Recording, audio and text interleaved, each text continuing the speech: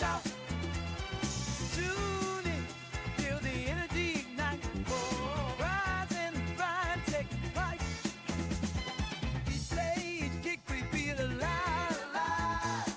Echoes in the city as the fans arrive. Heart of the motor, in the screen, we're bound together by football. All right. Back in business.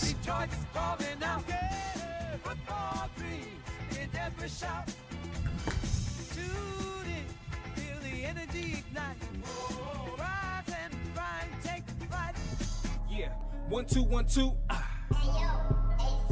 1 2 1 2. Mic check. Hey, can y'all hear me out there? Against all odds. Against all odds. Against all odds. Against all odds. Against all odds. Against all odds. Shout out to Rockhound Detroit Lions, man. My pride. All right. Sorry about the big delay this morning, everybody, but welcome into the Rise and Grind morning show. Security issues today. Something that hasn't happened in a while, but it's back. And I don't know why, but Google says they're working on it. But we're ready to rock and roll today. I don't know how good of a show we're going to have. We got Dan at 10. So we're going to bring Dan in at 10. I am going to stay on late today. But I think what I'd really like to cover this morning is let's go back to last week. Since I wasn't on all weekend, let's go back to the game, kind of break down a little bit of what I saw to Tyleik Williams and how this defense has changed a little bit. Now, I didn't go too deep off into the defensive changes. That's going to take a couple of games to kind of see what Calvin Sheppard is doing. But I think what we notice right away on Friday night is the run defense is there. It hasn't changed at all. If anything, it's better. And some of the alignments that the Lions defense have been put in is different. And I think that it's going to showcase these linebackers right away, is the plan. At least from what I've seen early. Now, it could totally change when we get into the regular season. You know, they're probably going to put a heavier emphasis right now on certain plays to get more reps at it, to get more film on it, to make sure that that's something that they want to utilize. The preseason, that's what it's all about, man. Use everything that you probably don't normally use, get better at the things that you do want to use, and at the same time, don't show anything that you want to keep a secret. So first, I'd like to start with this. Thank you for being patient this morning. Oh, you guys noticed the older song? Yeah, it's been a minute. It's been a hot minute. Yeah, Computer Joe, Dan Campbell is on at 10 o'clock. So we'll bring him in at 10 o'clock. He's got a press conference today. Trying to get Mike Florio on. He's got a new book coming out, and he's doing book previews. So I'm trying to get him to roll in. That'd be a fun one for me. We'll see if that happens. Doubtful, but one can hope. All right, let's start with injury updates. The Lions obviously taking big advantage of the UFL as a farm league. I can't say that I'm surprised by this at all. I think it's a great move for the Lions to do this. Let me reorganize my stuff real quick. It's a hot mess over here this morning. All right, let's put this down below. There we go. Now I can see. All right, so like I said, Lions are utilizing the UFL as a farm league. I think that's the big idea, right? Why it was created. I think it's giving the Lions a big opportunity to bring in players as needed. And already the Lions are up against it with injuries. We placed 4 more guys on injury reserve, or kind of give them a settlement, injury settlement, and they're gone. I mean, they're done. Like Colby Sorsdal's done for the season. And look, I didn't see an injury in the game. I don't know what's been reported as far as an injury. I mean, I know he's been banged up a little bit. I didn't see a big injury. So were the Lions just that disappointed that they said, look, we're just going to put you on IR for the season? You know, I don't know. Teams do that. We know that. It's not a secret. I'm not telling you anything new. And matter of fact, a lot of that was just uncovered in that giant can of worms that was just open with all this collusion. Attila the Hun, shout out for your $2 super chat there. My 53-man prediction will be on this week. Will be this week. Not sure what you mean by Ian Kelly, if you're asking if he's going to make the roster or not. Is he even playing? No, that was Dan Jackson that got hurt. I don't know what's up with Ian Kennelly yet. Wait until we put the show together. 4 gritty veterans just landed in Detroit. You've got, and they're not here for camp cameos, right? These guys really want to try to earn a spot on this squad. And I think that the type of players that the Lions are bringing in, like Gunnar Britton, Deion Jackson, Keaton Sutherland, and Gunnar Oaks, I mean, they're bringing championship pedigrees already into this team because of where they've been with the UFL or where they played in college. The Lions placed tight end Kenny Yeboah, Colby Sorsdahl, Justin Herron, all on the reserved injured list. It has ended their 2025 season. That really sucks for Yeboah, man. I really thought that he was going to be a big part of this offense this season. Clearly not. I'm not even sure what injury he had right away. Maybe it's in my notes here.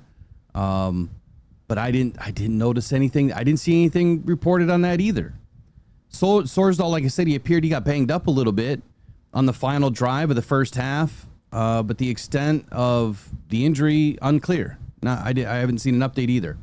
Herron, who signed with the Lions just, 9 days ago, suffered an arm injury during warmups. I mean, that was weird, right? How do you suffer an arm injury in warmups? And whatever it is, obviously it must have been bad enough as his arm was in an air cast as he was exiting the stadium or walking off the field at least. And his season is done. This is for Yeboah. Status on his injury unknown. Could become more clear when we get to press conference here at 10 o'clock. Again, not sure.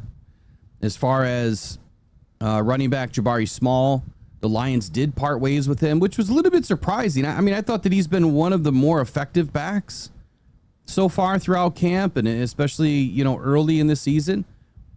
They waived him with an injury settlement, so obviously something had gone on with him. Not sure what that is. Now, obviously a series of roster additions. The team had signed offensive lineman Gunnar Britton, Keaton Sutherland, tight end Gunnar Oaks, and running back Deion Jackson. All fresh off stints in the UFL. All these guys just played this spring. So they're in good shape, ready to rock and roll. Going to be hitting the field today. Britton is an undrafted free agent out of Auburn. Now he returns to the NFL after helping the DC Defenders capture the UFL championship this last June.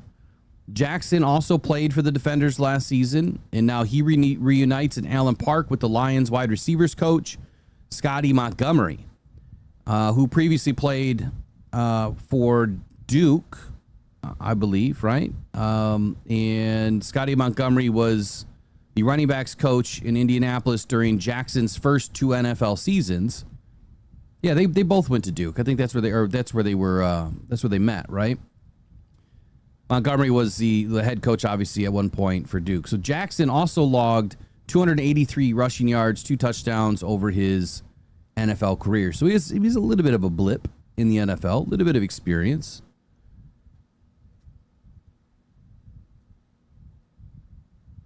One sec. Gotta make sure this is off.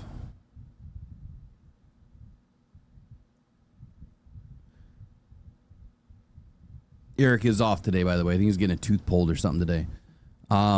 Anyway, Sutherland, he's from Texas A&M.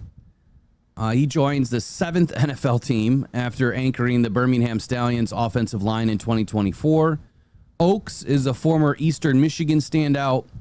He spent the past 2 seasons with the Michigan Panthers before making the jump to the NFL. So all these guys have great experience, all of them.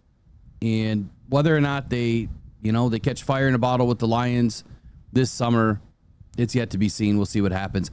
I would say until this point, the 53-man is pretty stacked, man. It's going to be pretty tough. it's going to be pretty tough to make this roster as is. It helps that these guys have experience, and they're coming in to fill positions of loss right now. I mean, the Lions are too many injuries, man, already. Like, it's, thank goodness we haven't suffered, crazy injury to one of our starters or something. All of our guys seem to be fairly healthy right now. Can't really afford it this year. Like, we have to stay healthy. The main guys have to be in the game. This is going to be a tough season. It's going to be a tough schedule.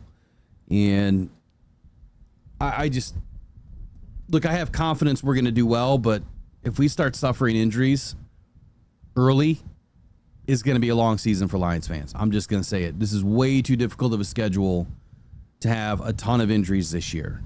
Like, we have to stay healthy. I do want to recap for the NFC North report.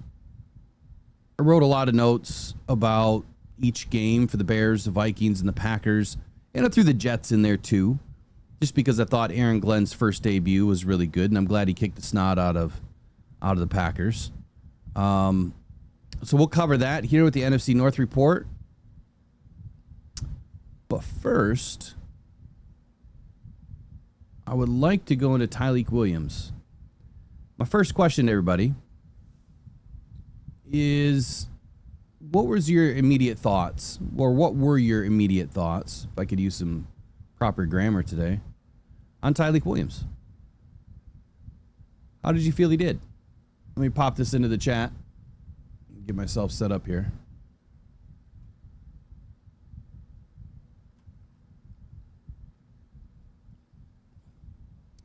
U of M Dad is now a member for 11 months of the Lions Faithful. Big blessings on Morris Norris. Probably should have started with that. Man, that was rough on Friday night. I don't know how many of you caught the post-game show. I really struggled going through that.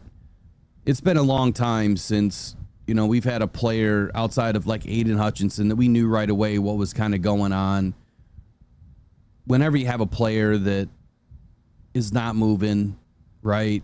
There's like no sign of life immediately. They're bringing a backboard on. That's some scary stuff.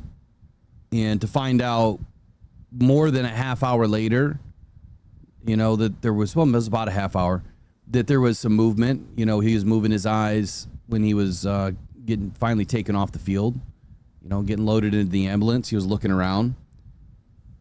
Once you're immobilized, that makes it even more fearful for him, obviously for fans that didn't have a clue. Nothing is being reported. There are constant commercials. That was a tough one. That was one of the toughest post-game shows I've had to do in a long time. But that's the real raw emotion that you're going to get from me. That's like, I'm not going to mince words, man. There's some real assholes for fans in Detroit or wherever they live. There's some real a-holes, man. And some of the things that they've been doing, things that they've been saying, it's gone too far. It really has. I think the most unintelligent people in this world thrive in negativity. I really do. You thrive in negativity. Like, is that how you live your life? Is that how you treat your wife? Is that how you treat your family, your kids? In negativity?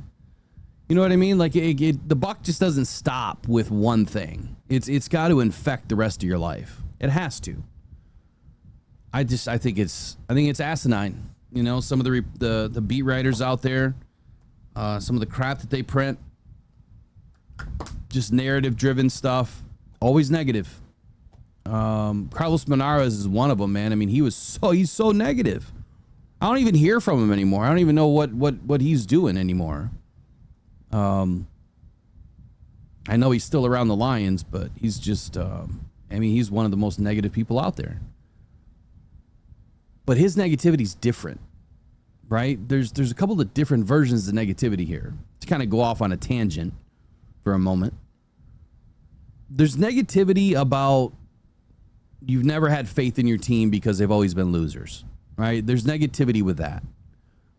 And if that's the way you write, or if that's the way you speak about your team, or being a fan of the team, obviously it comes out that way, that you've just never had faith because your team has always been a loser. Then there's a different side of negativity where fans are going at these guys, going at these players, talking crap to them. Here's what I'm going to say.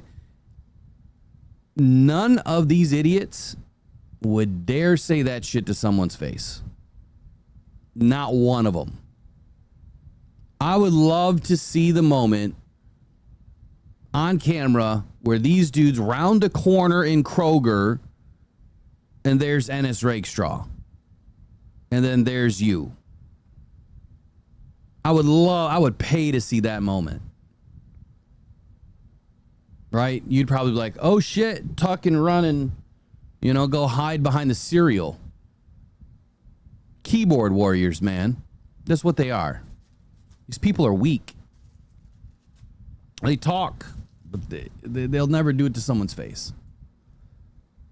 Or they pay the price, And I have no respect for people like that.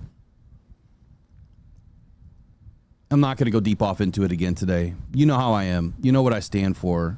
You can be critical. There's nothing wrong with being critical through analytics and stat finding and preparing some good data.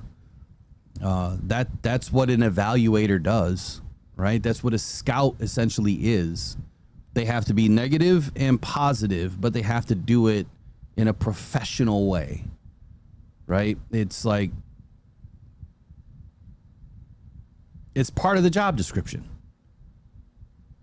Being an evaluator is a special talent because you have to earn the respect of all of the people that you have to talk about. And you do it through your work, and you do it through the consistency of your work, that you're not just being, you're not just being Debbie Downer all the time. Throw some positivity out there, right? Talk about the good things. Like Broderick Martin this week. I thought he had a few really good plays.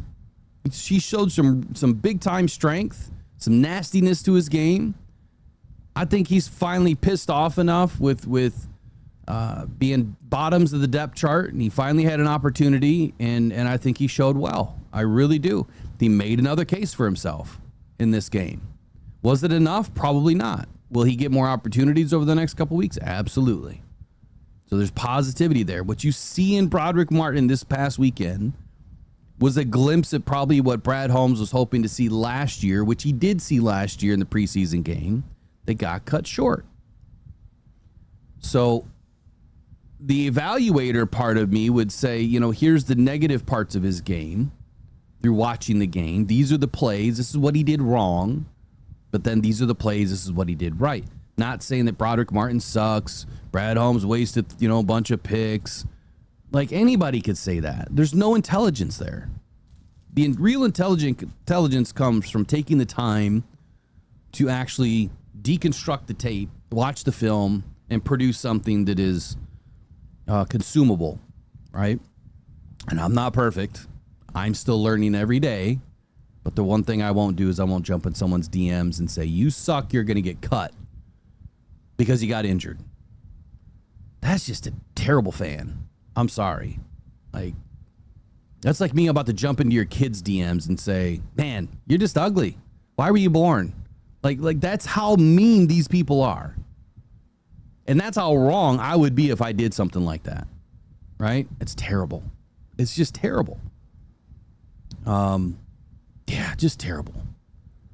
Attila says there were trolls impersonating trolls this weekend. I missed that. Expand on that one. I would love to hear about that. Kevin Barr says Broderick might hold down the roster spot until Aleem comes back. I think that's a good possibility.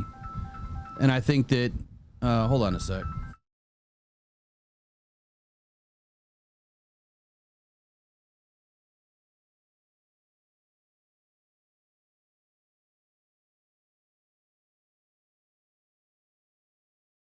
I hate it when phone numbers come through as potentially spam, but it looks like one of your doctor's numbers, and I just had a bunch of tests done. I hate that because I don't want to answer it, but yet I need to answer it. So what we were talking about, Broderick holding down the roster spot until Aleem comes back. I think that's a good possibility. The more injuries that this team goes through, though, the likelihood is he's going to stick around no matter what. I don't see the Lions going out hunting down defensive tackles right now. They might after the 53-man is done. and everyone gets cut, and there's going to be some good players. You know who players that stood out to me, speaking of defensive tackles, Benito Jones. Benito Jones had some really good plays against the Bears. Matter of fact, there was a play that I was going to highlight in my breakdown of that game. I'm trying to think of the play now. He was shaded to the left side of the guard. So he's probably more 3 tech, maybe 4 eye. And the way that the play broke down, man, you know what? I bet you I've got it written down. Hold on. Now I see I'm bouncing all over today. Actually, you know what? I'll come back to that when I do the breakdown. Let's talk about Tyleik. Let's forget everything else. Let's talk about Tyleik for a moment. I don't want to get lost in the sauce today talking about negativity. I really don't.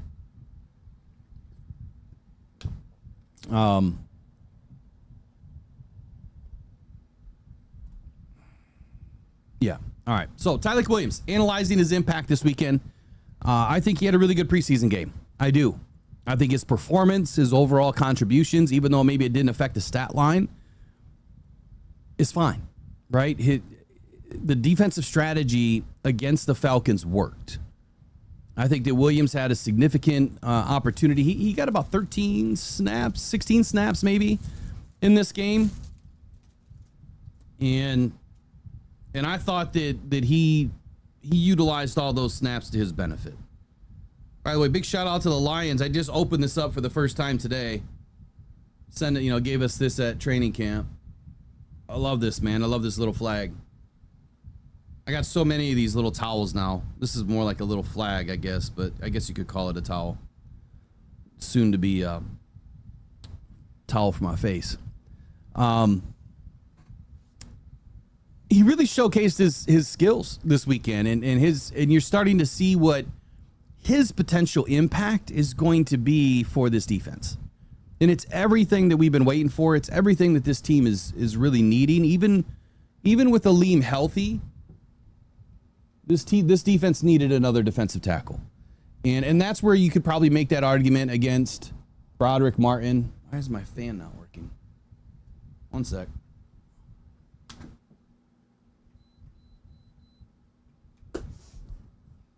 That's where you could make that argument, against Broderick Martin and say that he just hasn't done enough to really help this team.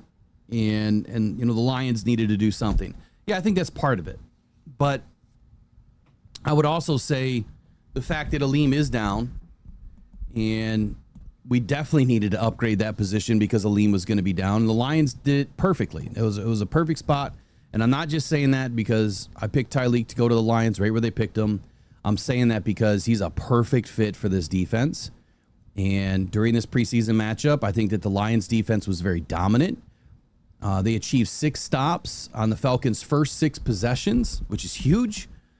I mean, the Falcons did manage to score during a 2-minute drill. They took a lead at 10-7, I believe it was at halftime. But Tyleik Williams' contributions, particularly in the run defense, pass rush, so-so, were a breath of fresh air, man. Like, just watching those nimble feet, the way that he anchors, he utilizes power, and I'll get to some other things. Hands a little lazy at times. But overall, 16 snaps of Tyleik Williams in his first real NFL action against another team, I thought was great. Yep, second, third string offensive lineman. He saw probably more of the twos, and I thought that he did just fine. And I think that there's a lot to grow from in that first preseason game.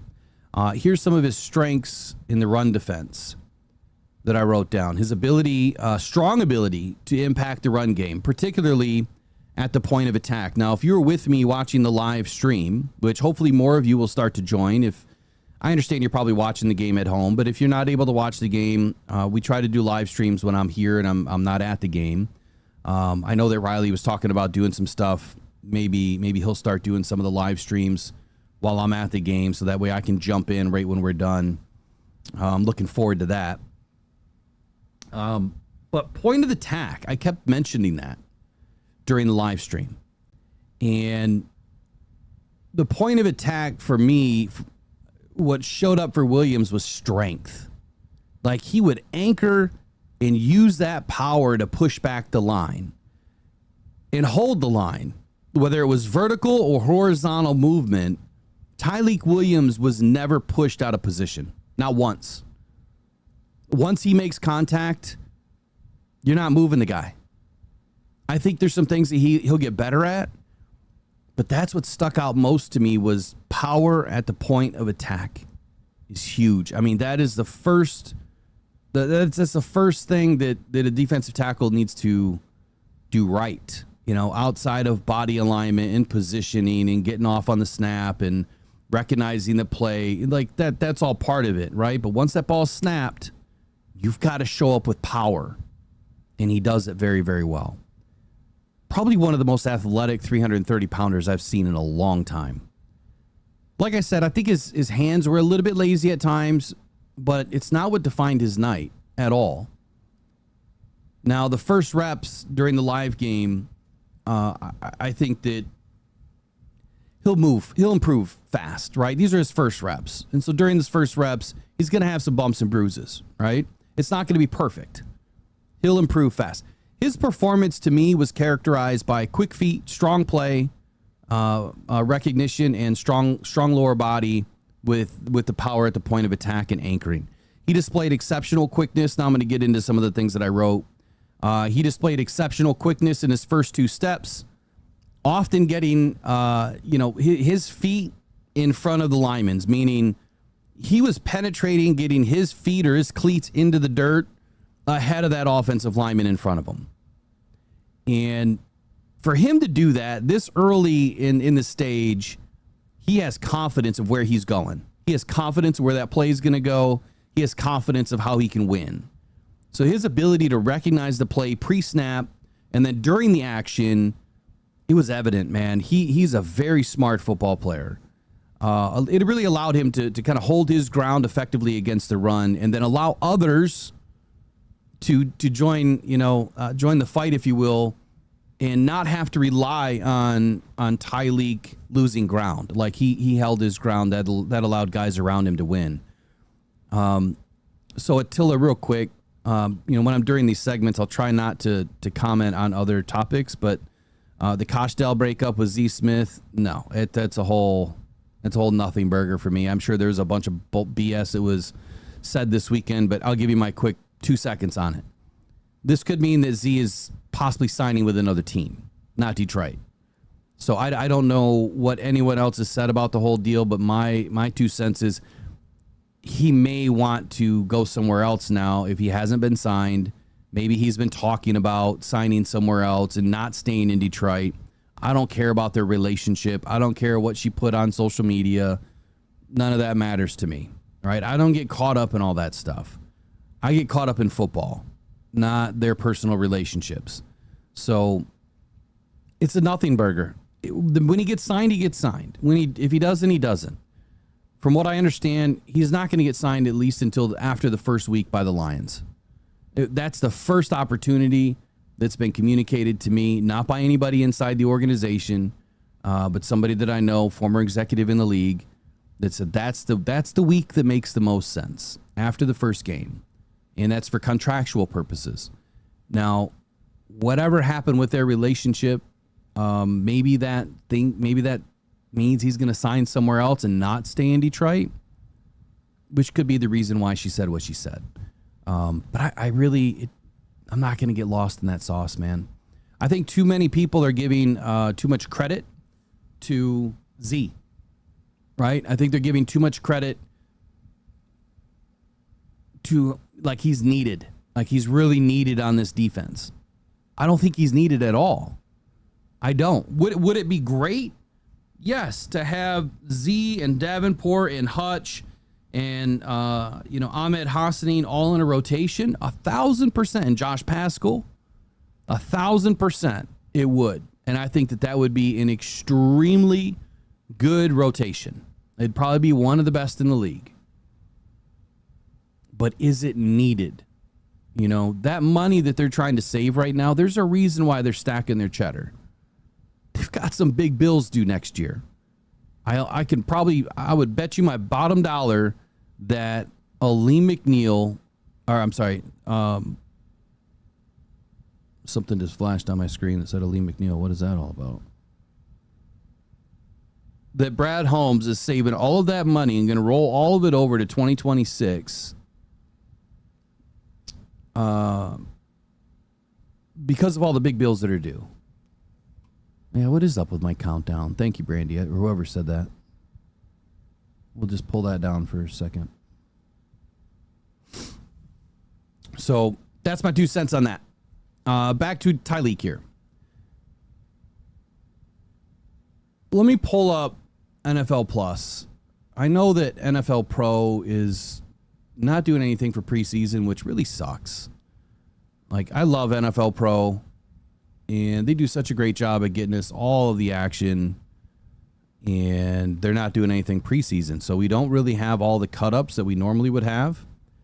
But I'm going to watch each play live right now for the defense, or, you know, for the Lions and the Falcons game. And I'm going to kind of give you my breakdown of what I see. Now, this is something new that I'm going to flirt with this year. Okay, so here we are in the first play. Now, Tyleik Williams is lined up outside shoulder or left guard as a 3 technique on the first play of the Falcons' first drive of the game. He shades left. He fills the B gap and then moves down towards the C gap. The handoff to the running back, which I don't know his name, he's going outside the hash. This immediately looked like it was going to be an outside zone off tackle run, and it's bottled up. Tyleik is double teamed from the start. Grant Stewart is already making his way towards the line of scrimmage. He's ready to fill that outside tackle gap, and Tyleik is close those gaps. And now you have, let me grab my roster. You have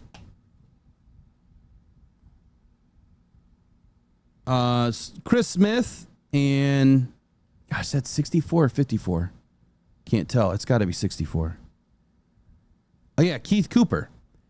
I mean, big time edge contained by both of these guys. You have Chris Smith about to take the inside route off the other side of the tackle, and he's headed right at the running back. And then you've got Keith Cooper in a trail mode who's closing down that right side gap.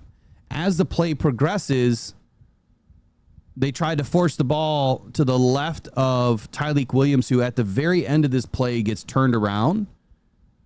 But he did his job. He closed that gap, closed the gap next to him, move that pocket or move that line horizontally to the left. I mean, that's the way that the offensive linemen were going, but he never lost his footing. He never lost his ground.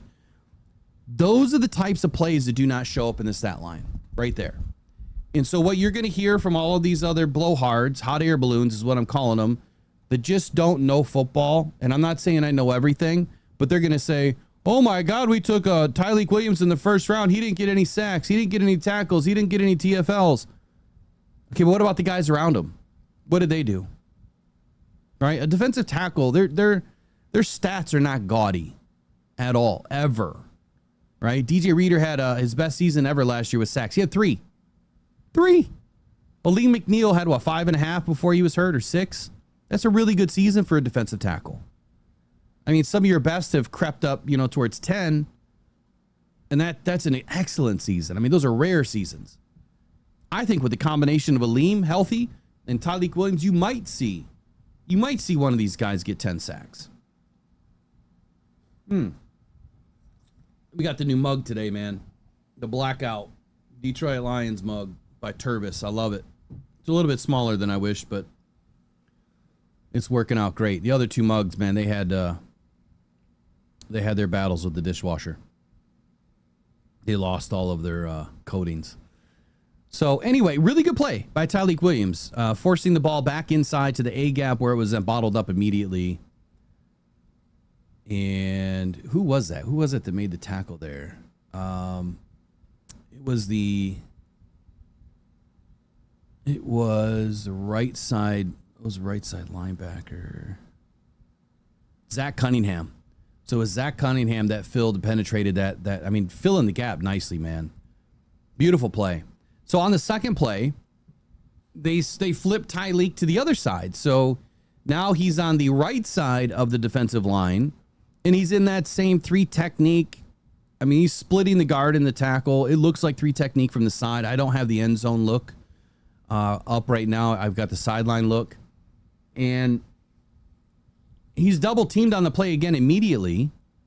And all of the other defensive linemen are singled up. So when I stop the play after like the first second, Tyleik is doubled up by the center and the guard. And it's going to take me a minute. Nate Lynn, he's singled up. Chris Smith is singled up on the left side guard or left side defensive tackle. And I can't tell if that's Ahmed Hassanin. Who is that? No, it's not Hassanin. That is Muhammad. I mean, he was bending that edge. He was literally a quarter of a second away from getting a sack. That ball gets thrown for a first down. I mean, it's a beautiful play by the Falcons quarterback on that play. So then in the third play of this drive, come on, stop playing. There you go. Tyleik Williams goes back to the left side, and now it looks like he's lined up right over top of the guard.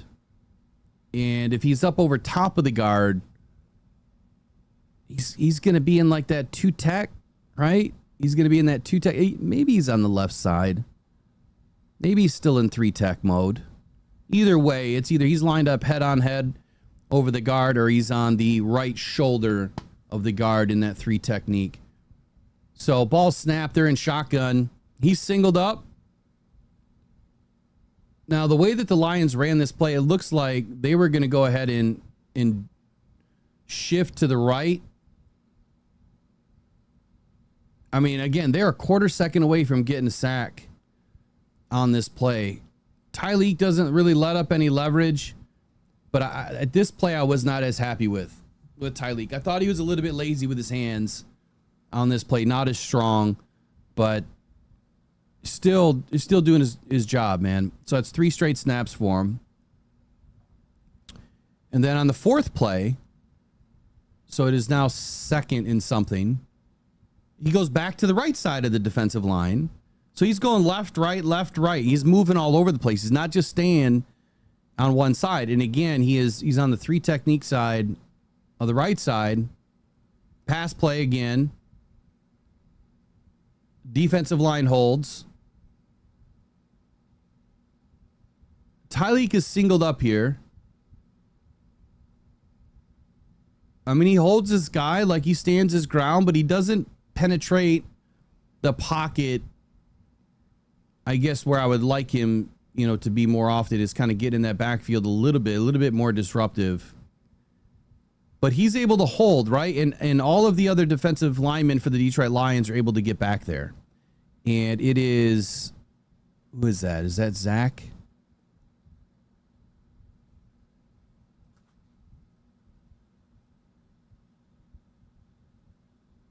It wasn't Hallett, was it? Let me go back a play.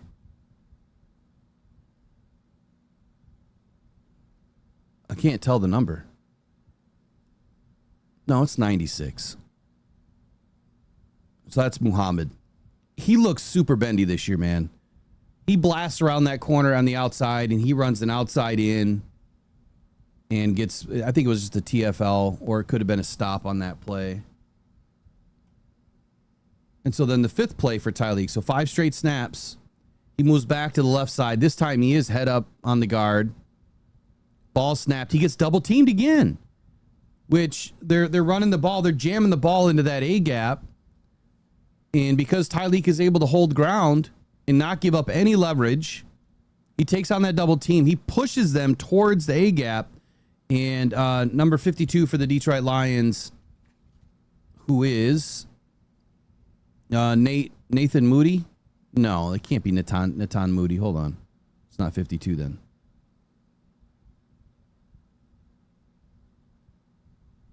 Let's see. It is. Oh, it does say 52. Zach Cunningham, my bad. Moody is also 52 on the offense. Zach Cunningham again gets in on the play. All right, next play, 6 snap for Tyleik Williams. Let me see if he's in. He is in. He's back to the right side. Nope. Yep, he's back to the right side. Let me rewind. See, this is live, so like I said, I'm going to flirt with this. I didn't make any notes past the first 2 snaps. Again, he's back into 3 technique. He repositions. Does an overarm swim move. He's going to get doubled right away. And then he just kind of bounces back a little bit and holds his zone. He doesn't press the pocket. And what I like about that, it's a smart play, because if the quarterback is going to take off, if he gets too deep, then that quarterback is going to have a hole somewhere, and he's going to be able to slip through. And what I noticed about both the tackles on this play, both of the inside tackles, is they make their move and then they kind of hold. There was a little bit of a hold on the right side of the line too. So 6 straight plays, no rest. And I think they must have punted after that. And so that's it. So that's the first 6 plays for Tyleik. Here's what I noticed. Here was my breakdown. Let me turn this off now. Here was my breakdown on this. Engagement with the offensive line. In several plays, Williams engaged well with the offensive lineman using good hand placement and lateral movement. And that's what I really liked about his movement, is he can get lateral just as much as he can get vertical, but it's his lateral movement that will shut down the other zones. It'll shut down the other running lanes. He's avoiding being displaced, right? He's avoiding these tackles and guards getting him off of his gap. You know, he's protecting a gap and a half, potentially 2 gaps on some plays, and he's avoiding that. He effectively handled the right guard during a key play, allowing inside linebackers to converge for tackles, which is what we just discussed in those first 6 snaps. Zach Cunningham got in on a couple. Muhammad got in a couple. And it's doing your job that it's allowing other guys to do their job, right? Just Dan says it all the time. Just do your job. That's it. Just do your job, and everything else will be fine. As long as someone is making the play at the line of scrimmage, what these guys did, I mean, they didn't give up any run yards. I kept saying it during the game. I'm like, they've got like 10 yards rushing, 14 yards rushing. Wasn't much. And that's a strong defensive line. So for all the people out there saying, and this is our second team, and so for all the people out there saying that we don't have a good defensive line, I don't know what you watched, but I watched a very strong defensive line. Like I said, the Hall of Fame game was meaningless. Anybody that put any stock into that game has never watched their team play in the Hall of Fame game. Side note, the Lions haven't played in one in like 30 years. So maybe you didn't understand the insignificance of it. Now, in a statistical impact, the Falcons struggled to produce rushing yards. We know that. We saw that. Williams was on the field for all those plays where they struggled, with only 4 or 5 rushing yards on 7 carries in the first half. This statistic to me underscores his effectiveness when he's in the game to shut down the run, to be a contributor along with his other teammates there. Even if he's not getting in on the tackle, he's still contributing because they're not running at him. There's a reason why they're not running at the guy. There's a reason why he got double teamed 2 out of the first 6 plays. They thought that he was the biggest threat, and so they double teamed him. Areas for improvement, I think, are in the pass rush. I mean, he excelled in the run defense in this game. His pass rush skills showed room for growth. It's early. We know that he can pass rush. It was evident in his first year at Ohio State. Now, after that, there was a different defensive scheme that was installed, as we understand it, and he was not utilized as often in the pass rush for Ohio State. He still ended up with some sacks. He still ended up doing really well throughout his 4 seasons, I think, or 3.5 seasons, whatever it was with Ohio State. 3 seasons.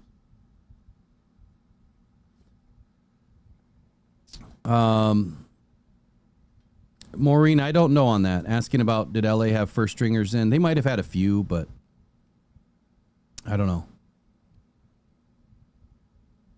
I don't remember, honestly. Pass rush technique. Williams is not primarily known as a pass rush specialist, but he can get after the quarterback. He did record 11 and a half sacks at his time in Ohio State. In this game, he had very limited success on passing downs, often failing to generate significant pressure on the quarterback. You know, I know that I'm late today. I need to get these ads dialed back. We'll put them on the weakest one. Do me a favor. Let's get the likes up today if you can, please. It'd be great. We're at 62. We got about 120, 125 people watching on average. We could pump that up to 75. That'd be really, really helpful.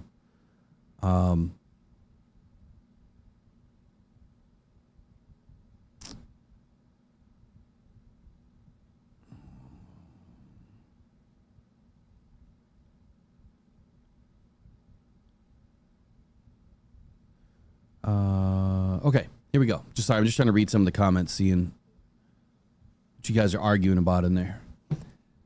So he failed to generate significant pressure on the quarterback. Now, then again, we don't know what his detail was, right? We don't know what his assignment was. Was his assignment to get upfield? And that's another thing that I think a lot of commentators on football seem to forget, is we don't know what the play is calling for. You can kind of get a sense of what they were supposed to do after you rewatch the play a few times and you see what the other guys are doing. Now, hey, welcome to level 2, Wixter. Wixter just joined the level 2 for the loyalty crew, man. Much appreciated. Much appreciated. Let me give you the woe of the day, man. The woe of the day. I love this new, I made this sound beat. I took it and mixed it all up. All right, the woe of the day goes to Wixter.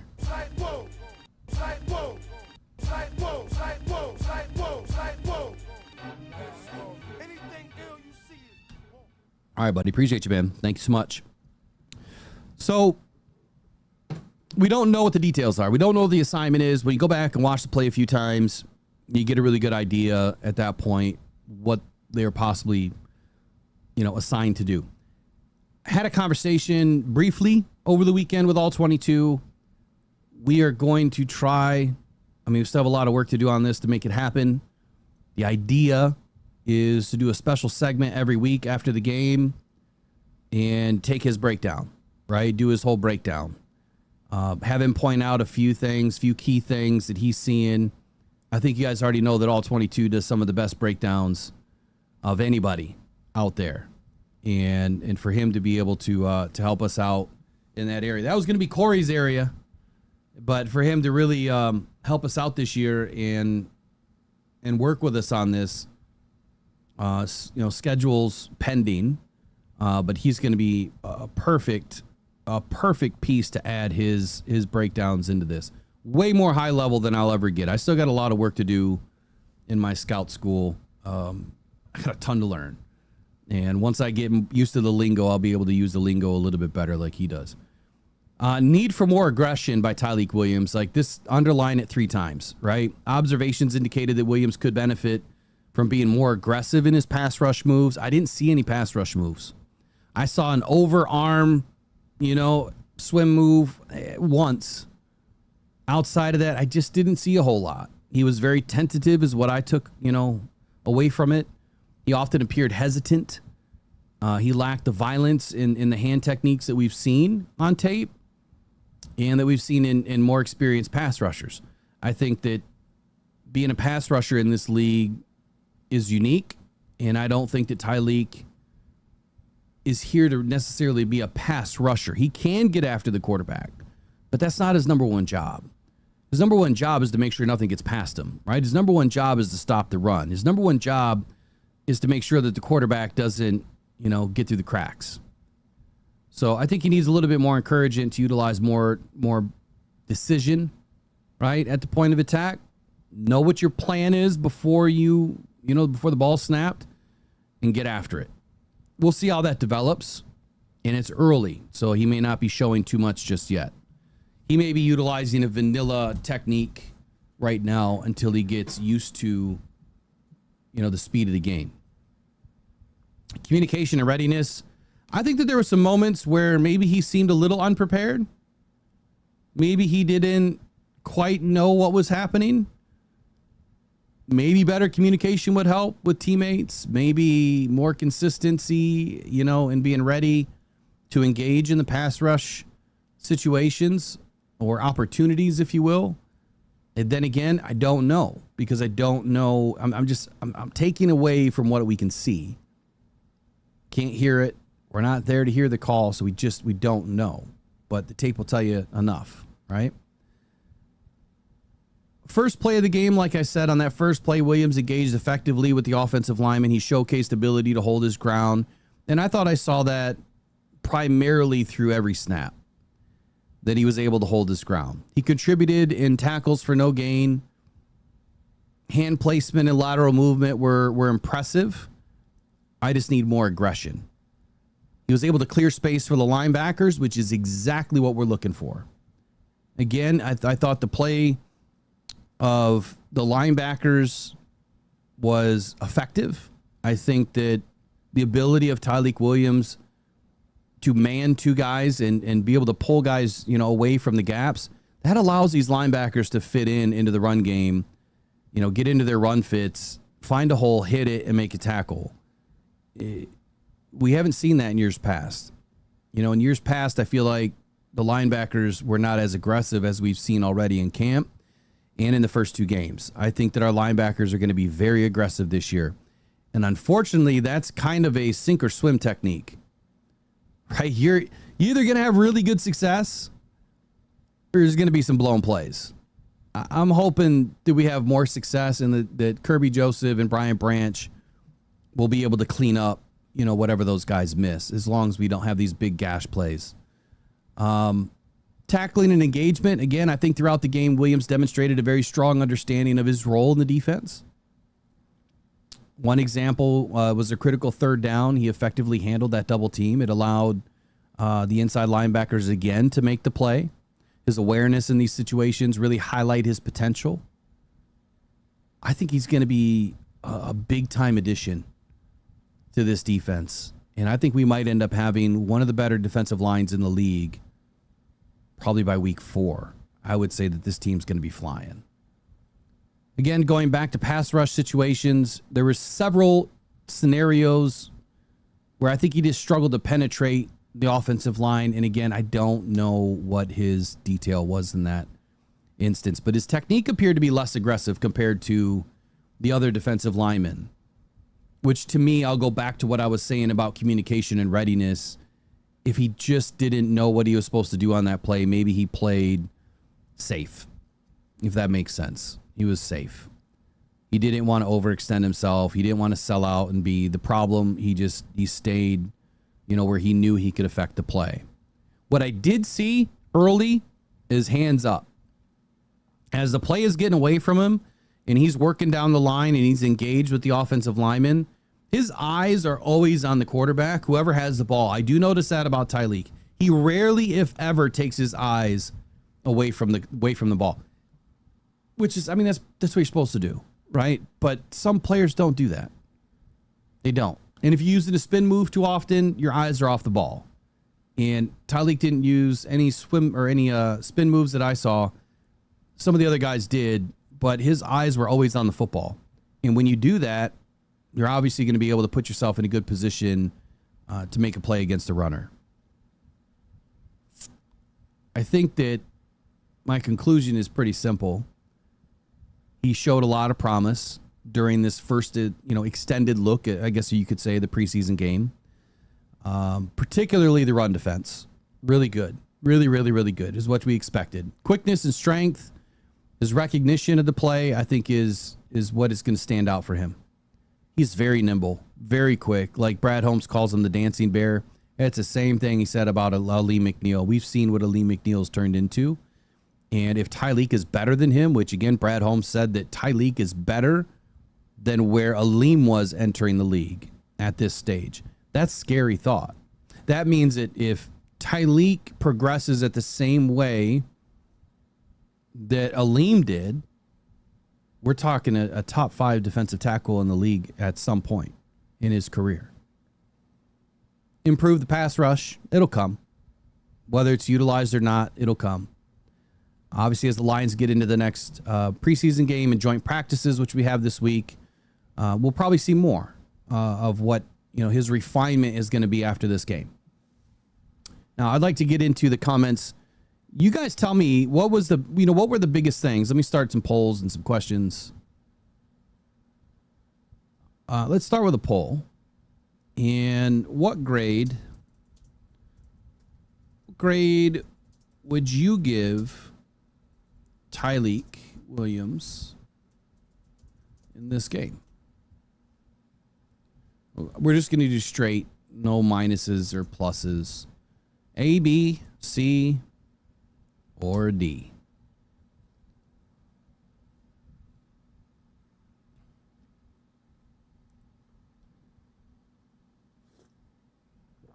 All right, what's the argument in the chat? Someone get me up to speed.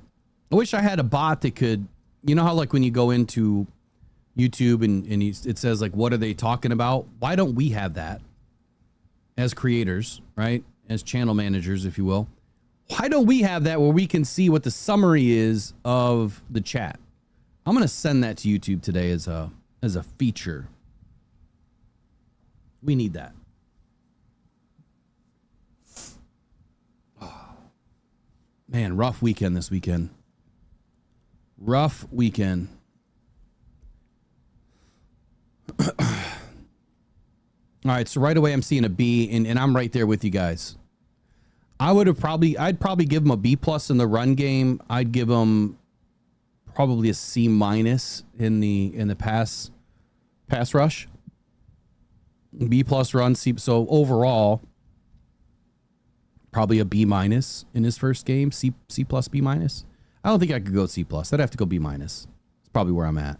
I saw a lot of good. I mean, 16 snaps is not enough, right? But if you can deduce anything from 16 snaps, I think he's really strong in the run game. And 45 minutes on Tyleik Williams. That's exactly what I wanted to get out today. Dan Campbell's going to be up here in about 6 minutes. We will bring it in and we will watch it live. I'm going to let them, get rolling for a few moments. Let me kind of get that set up here.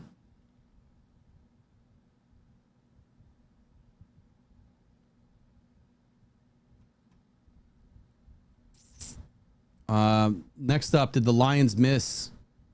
Huge miss on a draft pick. Huge miss. Were these are going to be storylines coming out, I mean, consistently every week as we watch preseason and the regular season. Redrafts are big, right? We'll do a redraft at some point. A Lions redraft, not necessarily the league redraft.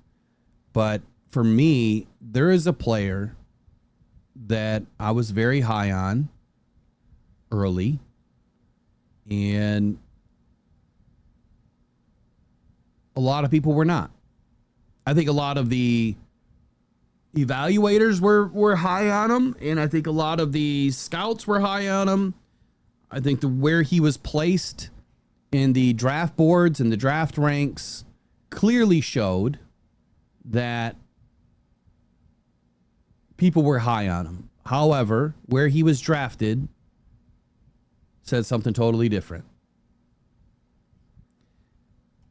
And I'm going to tell you in just a moment who I'm talking about. And yes, it's going to coincide with an area of concern right now for the Lions. And it's not at a starting position. Who am I talking about? Take a guess. Who am I talking about? Hopefully I got this set up right.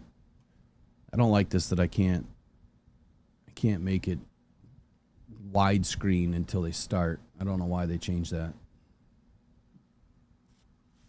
All right, so who am I talking about?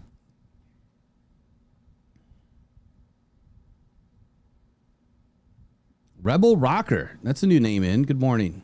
Oh no, I'm sorry. That's on the Lions. I don't know who that is.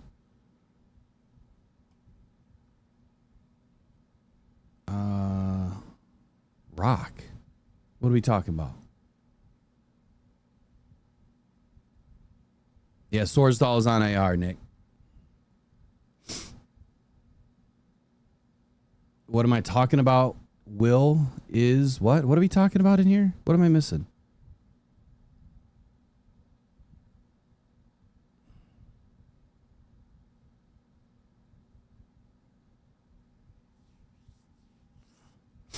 Yeah, so Marcus Newsom, I said that, you know, it would be C plus, B minus. I'd have to go B minus on Tyleik. And I think it's, you know, there's the run game. And so we didn't do pluses and minuses. The run game, I thought he was a B plus. I mean, borderline A minus. The pass rush, which is not necessarily his job, you could put it at a C, C minus, right?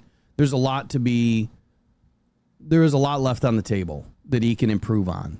Tyleik Williams is going to be probably the best defensive tackle taken in this draft. I guarantee it. I guarantee it. There's a reason why I had him number 1 on my board. Matter of fact, I was sitting next to Maureen at the draft, or at the combine, and watching Tyleik Williams, and he was the first guy that I put on my book. Matter of fact, I got my book right here. There's a reason why Brad and I see eye to eye on a lot of things. And just so we you know, set the stage here, I put out my things before Brad does, right? Because we don't know what Brad's going to do until he drafts them. Here's my notes. I was just looking at the defensive tackles. Those are the guys that I wrote down. 2025 Combine, Group 1. Tyleik Williams, number 1. TJ Sanders, number 2. Derek Harmon, number 3. Anenis Peoples had a good day that day, and then Nazir Stackhouse.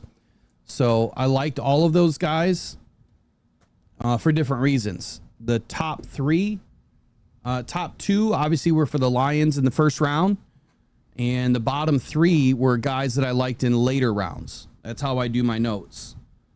Top 2 first round, top 3 first round, second round, bottom 2 or 3 later rounds. So Tyleik Williams is on my board at number 1. I called the pick before the draft started, or before the Lions picked, and there's a reason for that. If you go to the combine and you get a chance to watch it live and not the replays, and you watch a lot of tape on these guys, there's a lot more that you learn than things that you're just going to read from all of these writers, right? All these people putting out their thoughts and ranking. There's a reason why I get a lot right on this channel. I'm not bragging. I'm not tooting my own horn. It's because we put a lot of time into research here. And if I just had a bigger team, my goodness, the sky's the limit for what we could produce and how accurate that we could be. I've had some good conversations with people that do this for a living, right? I do this for fun. I don't do this for a living yet, but I've had some good conversations, but this is all that these guys do. And they couldn't believe how accurate I have been in the last 3 drafts. I've picked 9 players that the Lions drafted way before they drafted them. And I wrote it into articles, so they're time stamped, and they couldn't believe that. Like, nobody has done that. It's very rare. Now I'm getting one team, right? Now to get the rest of the league, that's a different story. I think I hit. Well, do you guys remember the number? Was it 26 out of 32 or 24 out of 32 picks in the first round while we were live doing the draft coverage in Green Bay? And that, again, that's just all to the crazy amount of time that I invest into research and learning in this scout school that I'm in. That's really, really helped me. Press conference is going to be going here in just a moment. We're going to bring it in. Like I said, I'm going to let them get going for just a moment because I don't want to be live with them. We're going to give them just about a 30 to 60 second head start. And then when we get back, I'm going to talk about a player that I think the Lions missed. And this is at the quarterback position.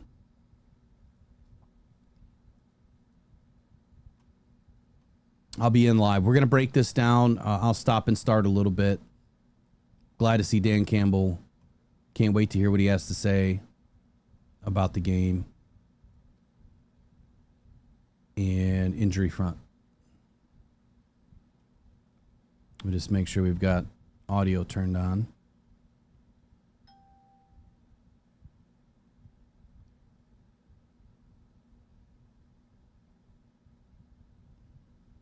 10 seconds.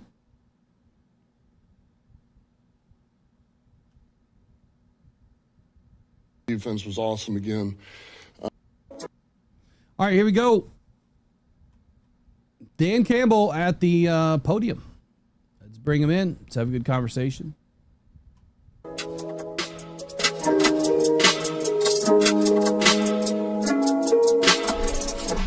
Morning. Start with this. Obviously, Mo's back with us. He's doing well. It's good to have him back, and he's good. So obviously, he's in concussion protocol. We're gonna take it nice and easy here. Make sure he's good over the next call it 10 to 14 days and reassess. So that's good news. So it was concussion, 10 to 14 days. Morris Norris is going to be down. They're going to reassess probably after the preseason how he's doing. So that is excellent news. Super stoked about Morris Norris. So I thought overall we played better the other night. Our fundamentals were better. Our tackling was better. Overall, we took better care of the ball than we did week one, but we've got a ways to go, and we got no takeaways. That's kind of back to the emphasis again. We got to secure the ball better, and we only lost 2, but really we had 4 out. And then defensively, we've got to, it's got to show up. It's showing up in practice. We got to take it to the game, getting some of these balls out. So that's an emphasis. Sudden change defense was awesome again. We were able to run the ball and shut down the run, so those are all keys to winning. Third down was good defensively. Third and fourth down, both on offense, was good. So anyway, we improved in a lot of areas, and we got to continue to improve. Questions? What you think of the performance of Tyleik and Tate getting their first? Solid. And that was the point. Get them out there in the real game. Function in the huddle, play clock, the whole thing. There's a little bit of a crowd, just, the atmosphere of it. And I thought they were solid. It's something to build off of. You went into that game a little depleted on the offensive line depth and took a few more hits in that game. Can you just give us a sense of maybe where some guys are at that left that game or, weren't able to participate because of pre-existing conditions? Well, I've got this list here. So obviously, Heron's out, Sorsdal's out. Cologne is out for, a while, at an elbow there, and so that was kind of corresponding moves with the 2 gentlemen we signed yesterday, Britton and Sutherland. Now that being said, Skipper ought to be back today on a limited capacity, so should Jones. Decker will be moving out there a little bit today, getting some real practice reps. So, we have those, but yet we're gaining 3 guys back that have been injured. So that's good. Yaboa, he kind of got his knee a little bit, so he was another one of those. And then Small at the back, soft tissue. So that's kind of where we're at. Trying to think, practice today, other than the ones I just said, nobody else will be practicing out of that group that's been injured. TA's still out. He's getting better, but he's still out. Lovett's still out. That's pretty much it. Have that much turnover. I know you're used to it, sort of mixing it up and signing guys, especially this. Okay, quick update here on the injury front. And really no different than what I said this morning to start the show. Kobe Sorsdal, Yaboa. Tristan Colon is one that I missed. So Tristan Colon, he said he's going to be out for a while. He's got an elbow issue. Not sure what that is. If it's anything, close to what, Davenport was dealing with last year. Of course, his tricep was then ripped off the bone. A little bit of a different story. But Terry and Arnold's still out and Dominic Lovett's still out. That's a bit of a concern. I mean, it's still early, right? These are significant reps that they can get in these, these 2-a-days and in the joint practices. Clearly want to see these guys back in the game as quickly as possible, but it's still early, so let's not worry about it too much right now. Great news on Morris Norris, man. That just makes me all happy inside that he's good. Nothing good about having a significant head injury. And like we said when we were live, I thought it was either neck or a significant head injury, which thank goodness it was the latter, but neither one of them is good. Let's get right back into Dan Campbell. Used to it, sort of mixing it up and signing guys, especially this time of year. But how, if at all, does it impact what you can or can't do? Can you not go back to some of the old installs? Is there a, what's if you have, you get in and you have a number of those guys in there together, you got to be careful. Yeah, you got to go way back, dial it way back, and just to where they can line up and play, till they get up to our verbiage. So it can affect that, but all in all, you can't let it affect the overall roster, right? I mean, it can't slow down the rest of these guys. We can't let it be. So, when these guys come in, our coaches are on it immediately. They're trying to, as fast as they can get them up to speed with our terminology, the technique, fundamentals of what we do, they're doing it. I mean, the minute they step foot into our place, it's nonstop. So, coaches do a good job with that. Back to Friday night, sounded like nobody really wanted to continue playing, but we obviously saw the play where about 8 minutes ran off the clock. Can you explain why that had to happen? What kind of instruction were you given from the league? Don't do this to me. All right. So Raheem and I agreed that was what we were going to do. We talked to,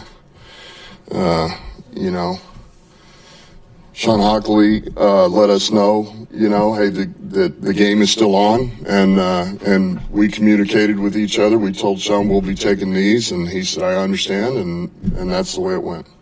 And then the game was called.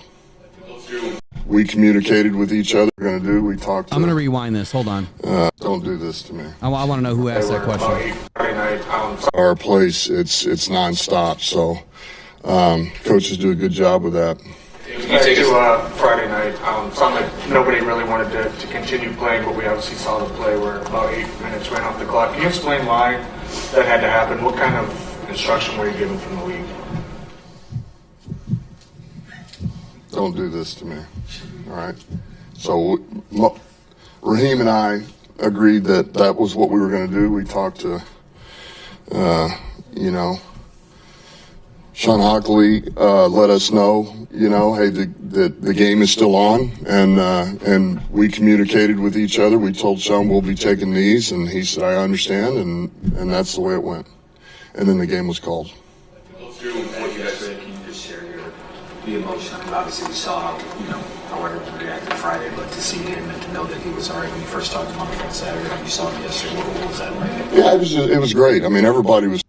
All right, I'm going to pause it here. I didn't fully understand the question. I'm going to have to dial in the audio when we get off and really understand or get an understanding of what this full question was. It was something about, the ending of the game on Friday. I heard what, instruction were you given from the league? I heard that. And kind of what happened there, what were they expecting to happen? Clearly, you can see Dan is frustrated by the question.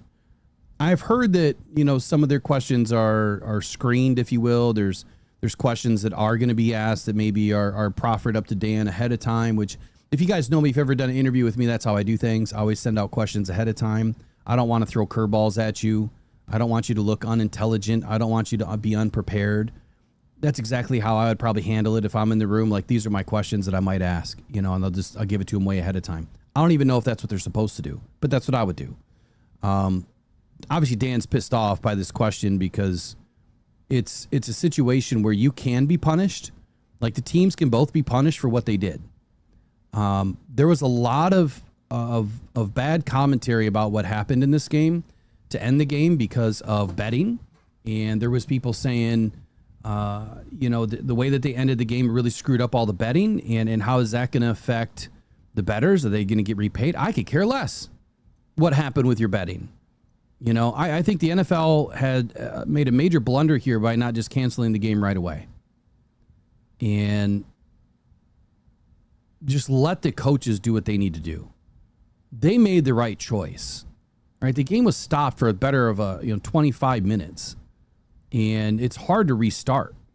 So give these guys some credit here that they know what's best for these players. Unfortunately, some of these players, this is the most playing time they're going to get the whole year. And they're also sacrificing that. Not that they have a choice in the matter, but they're also sacrificing their opportunity maybe missed to join a team this year.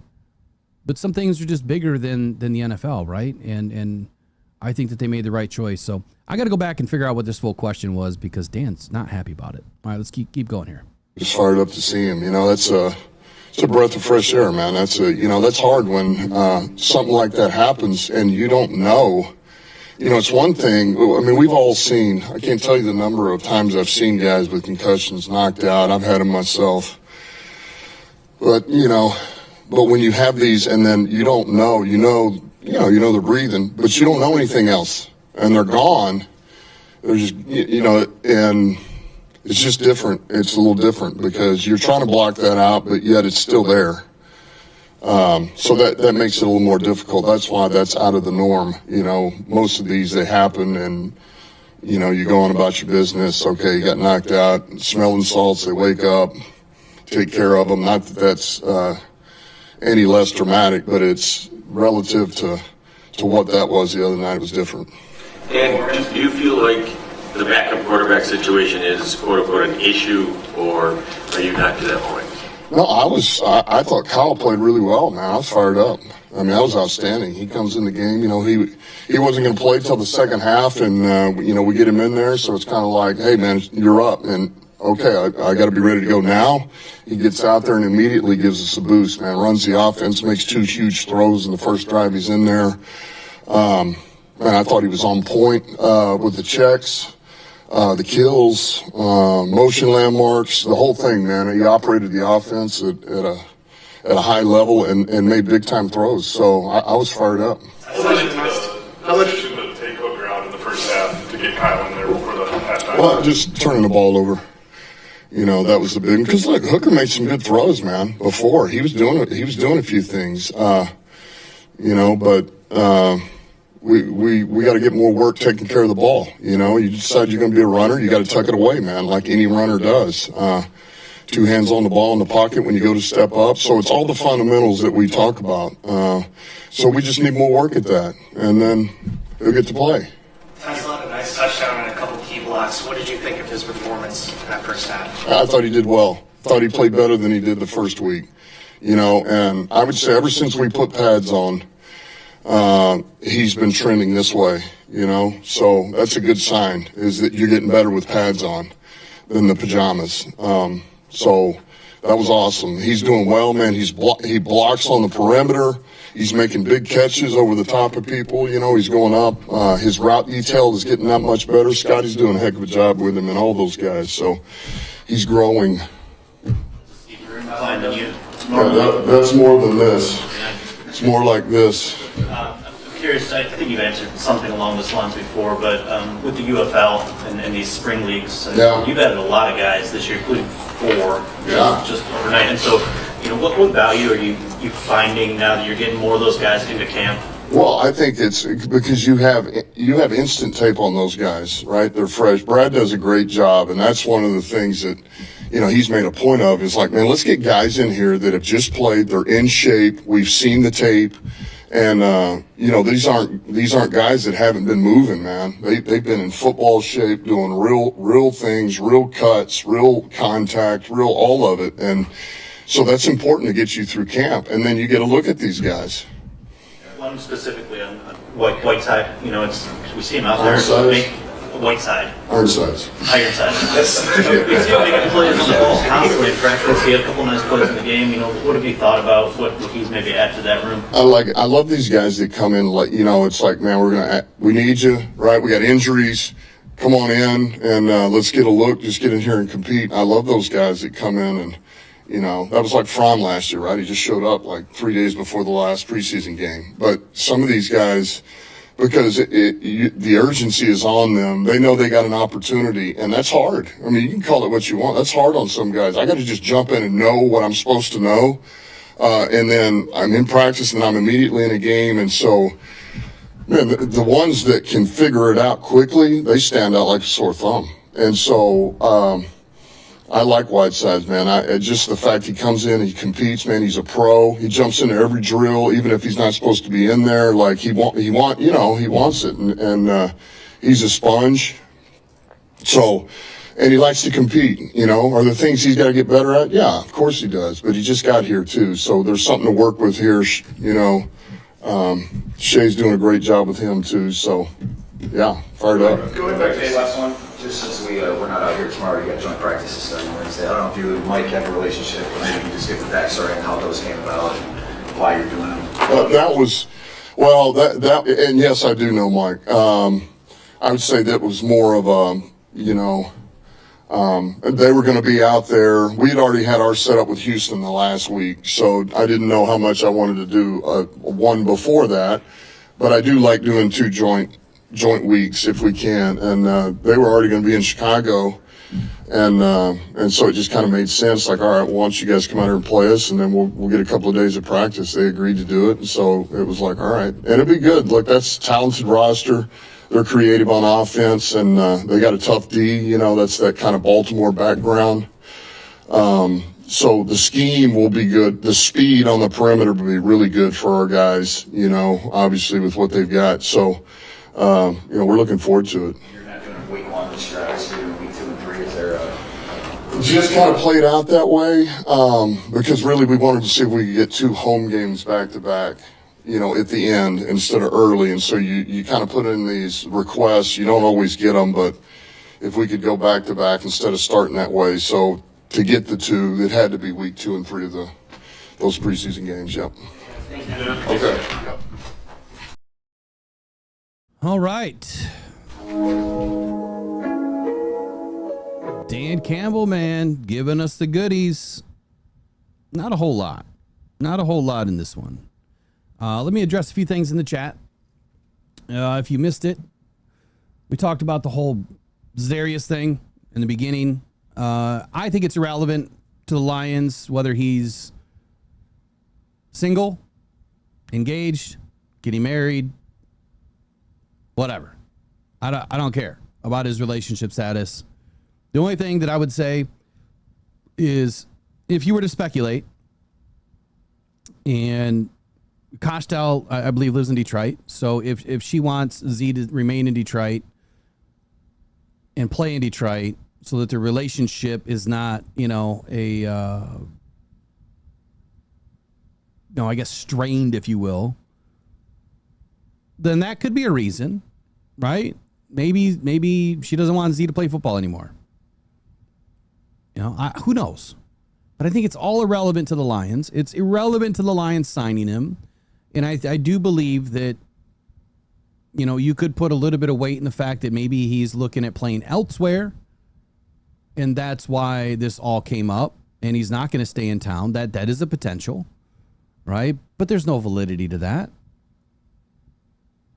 The most important thing is he's not signed. If he's not signed August 11th by any team, there's a reason why. He is, I'm going to guess and speculate, haven't spoken to anybody on this. He's probably already put out the feelers with his agent into all 32 NFL teams to say, I'm only willing to play for these 5 teams. I'm not willing to sign until this date. I'm not going to go through training camp. I don't need to. I'm ring chasing, so when you need me, I'll be available, you know, towards the end of the season. There's all of these scenarios, but the most important scenario is this. And it's the last time I'm going to talk about it. Week 1, probably not, but I'm going to say that anyway. Week 1, after the first NFL game is done, the first week, NFL contracts are not guaranteed, fully guaranteed for veterans, right? Of Z status. Now, a team can do whatever they want with the contract, but they are not fully guaranteed by league standards and what's in the NFLPA rules and guidelines for how they have to put contracts together. That is the biggest reason why I think he's not signed. And it's exactly what was told to me by a former executive, that if the Lions were to sign him, it would be after week 1. For some reason, the contract would have to be somewhat guaranteed prior to that. That is a huge component to this. So when fans get all up in arms because people want to, print stuff, talk about stuff, make videos, whatever, about Zadarius Smith not being signed by the Lions, and it's a problem. They don't understand how things work. Do some research. And I'll tell you that more times than not, the things that we discuss here end up holding fairly true, right? It would be insanity for them to sign him right now when you literally have to wait 3 more weeks or 4 more weeks, whatever it is. And then that contract is not guaranteed. And you haven't suffered a bunch of injuries to the defensive line yet. They are in great shape. And Muhammad and Nate Lynn and others have been playing phenomenal. Keith Cooper's been playing great. So they've got a really good mix of young guys and some second and third year guys that are playing really well. Muhammad, I think, has been around for 7 seasons, but that's besides the point. So Z may or may not be in Detroit, but it won't be until after week 1. Unless something crazy happens between now and week 1, which it's not going to happen, right? We're not even going to throw that into the air. Not doing it.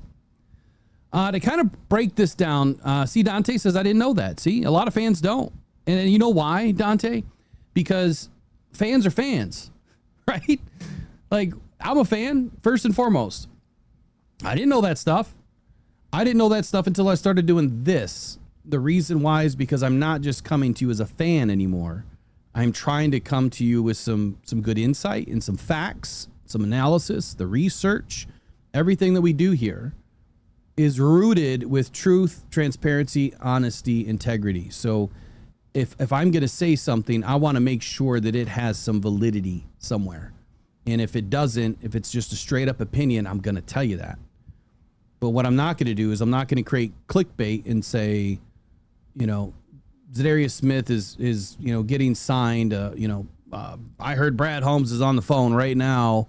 Like, nobody knows if Brad Holmes is on the phone. Nobody knows who he's talked to but Brad Holmes. That is not pertinent information to any football player on the team, to anybody outside of the Lions organization.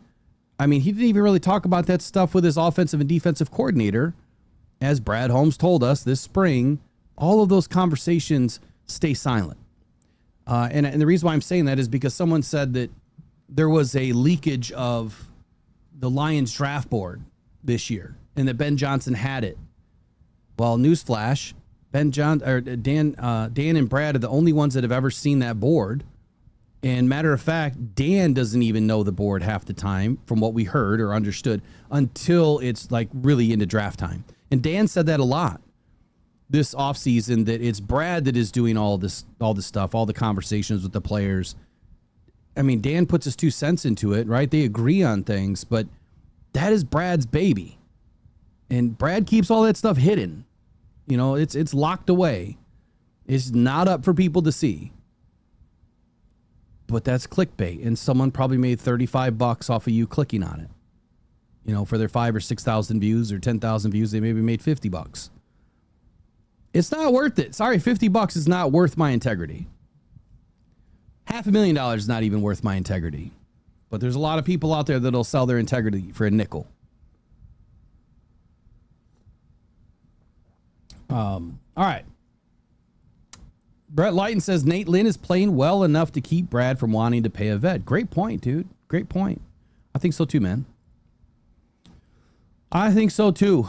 Let's back up. I didn't really take a lot out of this.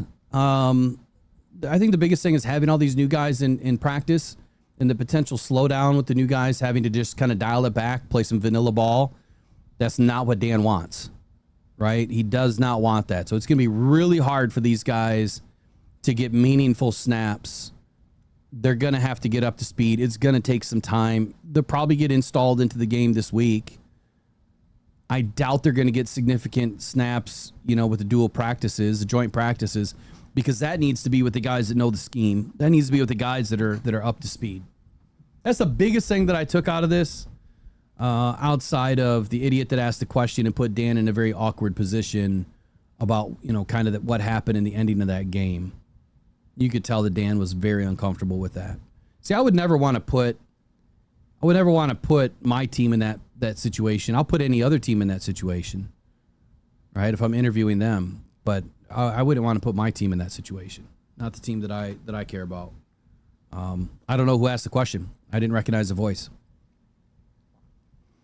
All right, let's talk about a player that had a really good weekend. Did Dan and Brad miss out on a major opportunity? That's the question. Have any of you guys figured out who I was talking about yet? Let me get rid of this pinned message here. Any of you guys figure out who I was talking about yet?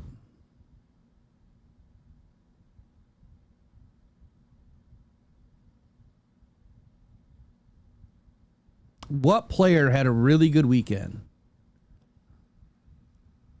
that maybe Dan and Brad should have picked up?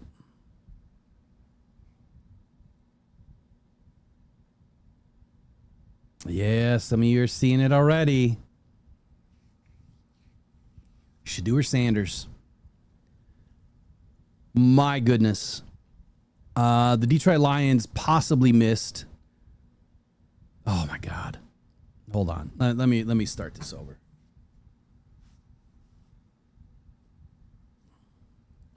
Got to readjust the hat.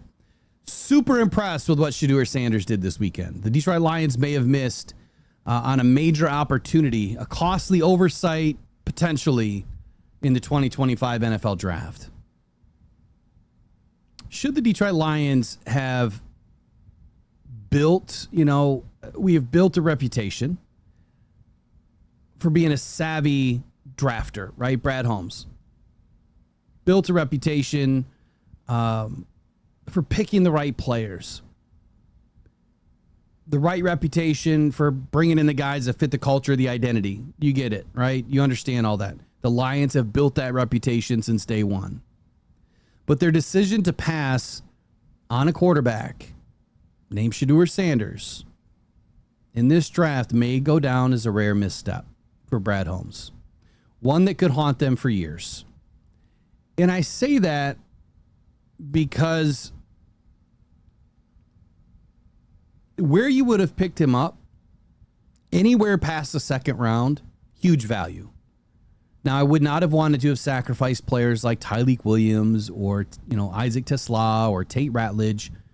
Those guys are all a must, right? Even Miles Frazier, right? Would not have wanted to miss out on him. But the Lions had plenty of later round draft picks that they could have done something with, and they could have brought in Shedeur Sanders. Not having a third quarterback, on your roster that you felt was going to be a permanent option, Jake Fromm, right? That to me tells me that the Lions should have taken Shedeur Sanders. Isn't it Brad Holmes, the one that said you should probably be drafting a quarterback every year? Or maybe not drafting, but bringing in a quarterback every year. And it's not to supplant Jared Goff as a starter. That's not what this is about. It's about having a competent football player that is young, that you can continue to build around, a guy that offers something a little bit different. But I'll say this, Shedeur Sanders, he has all of the Tom Brady type qualities that I have him mocked exactly like Jared Goff from a stylistic perspective of his play. He's just more mobile, but he doesn't like to run unless he has to. He wants to be a pocket passer. That's his go-to. Now, shockingly, or unshockingly, this guy was thrown under the bus before the draft. For whatever reason that, people had a lot to say about Shedeur Sanders, being a culture problem, being not fitting the identity of teams and being unprepared or being disrespectful during, these meetings. And I just don't believe that. I think that someone laid the groundwork for a misinformation campaign, and it worked. We'll never know the difference. We'll never know if it's really true. I don't really think that there's been any breaking news that has made this any different of a, evaluation for Sanders, meaning I don't think anyone's really put definitive information out there that would prove he was disrespectful in a meeting or he was unprepared, or he was cocky. There was so many different ways he was described. But to break this down, man, is this a shocking idea that you could have had Shedeur Sanders in the 5th round? He had a crazy good first go at it in the preseason game against the Panthers. You know, with veterans like Joe Flacco and Kenny Pickett sidelined, Sanders really seized the moment, man. He really showed everybody why he is, you know, so good at the position. And I think that when you consider the fact that Hendon Hooker's having trouble, I think that Shedeur Sanders would have been, I mean, far and away a better option than Hooker today. He has that bloodline, that pedigree. I think what he showed in his debut was poised under pressure. Despite facing NFL caliber defenders for the first time in a live game, he operated with such cool, calm demeanor with control. He navigated the pocket with ease. He made very smart decisions. He avoided turnovers. And for the people that say that he doesn't have an arm, that ball just whistles. I mean, it is a beautiful football that he throws. Probably one of the best that I've seen in a long time. Some of his throws that were just layered, I mean, perfectly to kind of fit around the defense. That's high level stuff. And you know damn well that Deion Sanders has had him training with some of the best ever since he was young. He's head and shoulders above a lot of these other quarterbacks in the league. I mean, the other guy, Joe Milton, would have been another opportunity too, but his arm is just too live. It's too strong. He had some accuracy issues this weekend because he was too strong. And speaking of accuracy and touch, his touchdown pass, Shedeur Sanders to Caden Davis, just textbook examples of timing and placement by a quarterback. One, he threaded a tight window. The other was placed low to avoid a defender. Perfect throws. Mobility and playmaking were easy for him. He scrambled for the first downs when needed. He extended plays with his legs. He showed the kind of improvisational skills that elevates quarterbacks from good to great. He really had a good showing. And, you know, just like all the other players that we're going to evaluate this early, it's preseason. Let's not forget that. This is preseason. But I still feel what he showed in a preseason game is better than what Hendon Hooker has shown in any preseason game to date. So he fell in the draft, right? He's pick 144. One of the most baffling developments during this offseason and you know, entering the draft was, why is he falling so much? He had a career 74% completion percentage. Tops in the FBS. A reputation for leadership. And a football IQ that is, I mean, bar none, tops when he entered the league. He was labeled as entitled by some NFL executives. Still no proof. Boomer Esiason revealed that multiple owners reportedly ordered him removed from the draft boards due to concerns about his personality and media baggage tied to his father, Deion Sanders. You know what I think it is? I think it is a lot of the old boomers that don't like Deion Sanders because Deion Sanders made a fool out of him. And so now they're attacking his son. Did anybody ever think about that? That Deion Sanders was so good, shook up the league, made a lot of quarterbacks look silly. And now this is their chance to go after his kid, to get back at his, you know, their kid's dad. Sanders himself admitted that, you know, challenging teams during interviews. There's nothing wrong with challenging teams during an interview. Asking pointed questions about their culture and expectations. What's wrong with that? There's nothing wrong with that. Matter of fact, if you're not asking me those questions, I'm probably wondering what's wrong with you.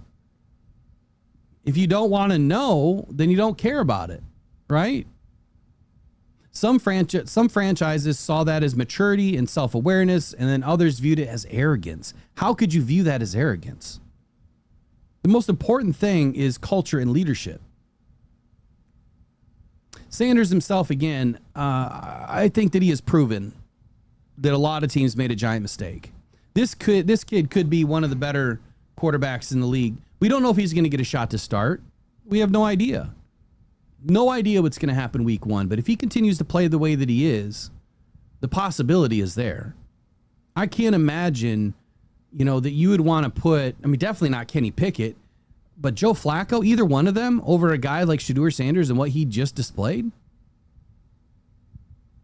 Why should the Lions have targeted him, I guess, is the real question.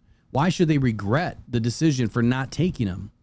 When they entered the draft with Jared Goff entrenched as the starter and Hendon Hooker as the number 2 development option at best right now, and Goff's contract nearing its height at almost $70 million next season, Hendon Hooker is still unproven, struggling, getting pulled out early in games. Like Dan just mentioned, he got pulled out early, and then it's like, I got to go in now? Like, what do you mean? I'm not ready. But he was ready enough.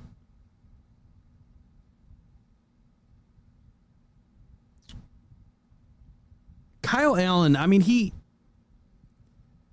had a good game. He really did. He had a good game. Hendon Hooker did not. And the fact that he wasn't ready and he came in, he played that well, I don't think that's a surprise. That speaks to his, his time in the league. He's prepared when he knows, or when he doesn't understand, he's prepared. But the Lions had a prime opportunity here to grab a guy that they could stash on the roster. Jared's not going anywhere. This is not going to push Jared. But if something did happen, you now have an immediate guy that can go make plays. Instead, they opted to not take Sanders, despite the clear fit in Ben Johnson's timing-based offense, which was moving to John Morton, and it was going to remain the same. Timing-based is what Shedeur Sanders does well at. He also does good in off-structure stuff, right? But he has a proven ability to process quickly and deliver accurate footballs. You've seen it this weekend. Sanders' skill set, I think, mirrors what Detroit values. Toughness, intelligence, leadership. His college tape showed command of protections, pre-snap reads, a willingness to stand in the pocket against pressure, traits that really translate directly to NFL success. There's big misvalue here. Sanders was widely projected as a day 1 pick. God forbid day 2 into the 3rd round. But all the way to the 5th? Getting him in the 5th round would have been a steal for Detroit. It was a steal for Cleveland, so much so it was the 2nd quarterback that they added. Would have been quarterback insurance again for Jared Goff. Uncertain with Hooker. Kyle Allen is your guy right now. I think he is clearly the number 2. But to have Shedeur Sanders as your number 3 and the ability to keep 3 quarterbacks on the roster, on game day, but they would have figured it out. I think the media market would have blown up in Detroit. There's so many different things that could have happened here that were layered in the effect that it would have had on this team. But I think more importantly than anything else, this would have been a decision that Brad would have made that I think fans would have loved. Number 1. Number 2, I think it would have been great value. Obviously, picking this guy in the 4th or 5th round would have been huge. And we wouldn't be worried about our backup situation right now. Imagine Shedeur Sanders with the weapons that he would have had in Detroit versus Cleveland. That type of skill set, that offensive line, these coaches, wow. And have you ever listened to Shedeur Sanders talk? Did you listen to him after the game? That sounded to me like a very polished professional already. He's young. He still has a lot to learn. But you know what I heard out of his mouth? Team. Team, team, team. That's all I heard. The team, the team, the team. Everything but himself. He felt he had a good game. But he also mentioned his mistakes. And he also mentioned the guys that helped him out in the game. I think in a league where the quarterback play really defines your success, I think the Lions missed a golden opportunity here. and Shedeur Sanders would have been a great fit. And I think that if there was any concern over his character, Dan Campbell would have fixed that day one. And that's because the culture and the identity in Detroit doesn't put up with it. The star players for the Detroit Lions don't put up with it. Sanders would have had no other choice but to become a chameleon inside Detroit. And I don't think he's really that type of guy anyway. I don't think he's just some, idiot that's demanding or overreaching in his assessments, to the point where he's like Boomer Esiason said. Let me go back to what Boomer said. What did he say? Boomer said, oh my goodness, where did I put those notes? Entitled. I get why people would say he's entitled, because he's coming from the same cloth of Deion Sanders. He's made millions of dollars, throughout his college career. And Deion is a polarizing figure. Man, I don't think Deion is as bad as what people make him out to be. Matter of fact, I look up to Deion in a big way. I think his kid would have been great in Detroit. I think the Lions missed an opportunity here. I really do. Does that mean that we would have sacrificed Miles Frazier? Probably not. The Lions could have moved a few things to take Sanders and still get Miles Frazier. Let me know in the thoughts and comments below what you guys think. Did the Lions miss? Be interested to know. All right, so what are you guys thinking here? Now that I get a chance to look at the chat, let me get this chat popped out here.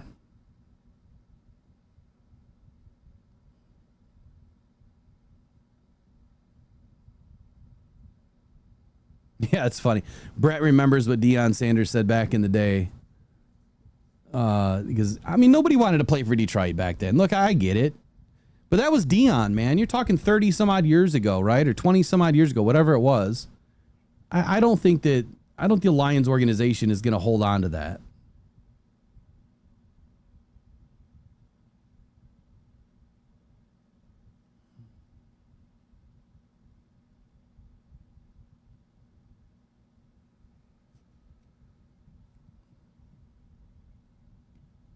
And I also don't think that there's going to be anything that I can say today that Marcus Newsome is going to agree with. So we'll just leave that out there too. Not that I care. Yeah, Derek Lewis, that's exactly right. Deion was a kid himself when he said that. And back then things were different, man. Like, things are way different when I grew up through the 80s and the 90s. Like, the mid-90s was just a different time. We were different people. We said things differently. We acted differently. And none of it would be okay today. None of it. But it was like normal back then. Just different times. Right? And I don't think that Deion wanted any of that for his son. I don't think that he wanted his kid to be some loudmouth like he was. I think he's raised him to be anything but. I think he's done a good job, man.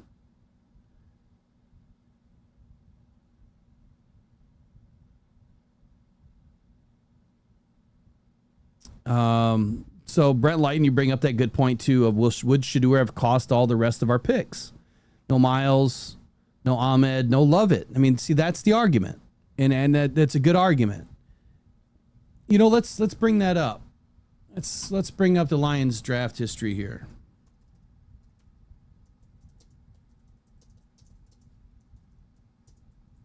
I don't have it handy, so I'm going to have to look it up. Okay, so in the 2025 draft, we moved up into the third round to select Isaac Tesla. We traded our original third round pick, 102, and then two 2026 third round picks to the Jags for the 70th overall pick. Okay, so that move wouldn't have been affected. They also traded up into the second round to select Tate Rattlage, and they also traded their fifth round pick to the Browns for Zadarius Smith last year. So that 5th round pick that we gave away for Zadarius would have been the pick that we would have had. And we also traded our 6th round pick for wide receiver Donovan Peoples-Jones last year. But we had plenty of options this year. We had plenty of picks. Wow, we also traded our 3rd round pick, number 92, to the Jets for a 2024 4th round pick that was selected on Giovanni Manu. So our draft picks, you know, when you look at where we were between Isaac Tesla and Miles Frazier, we didn't have a pick. We went from pick 70 to pick 171. So what players, you know, who could we have, what could we have done, I guess is the question, to gain another 5th round pick at 144? What could we have done? It looks like we gained pick 182 was acquired as part of a trade. That's for next year. So we had a 6th round pick that we could have done something with. And we could have traded some picks for, you know, for next year. We could have traded, you know, 182 and a future 4th to move up into the 5th.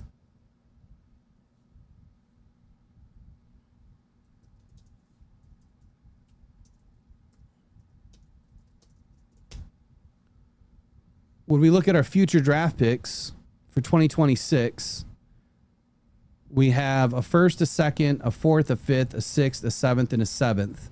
We do not have a 3rd round pick next year, but we have all of our other picks.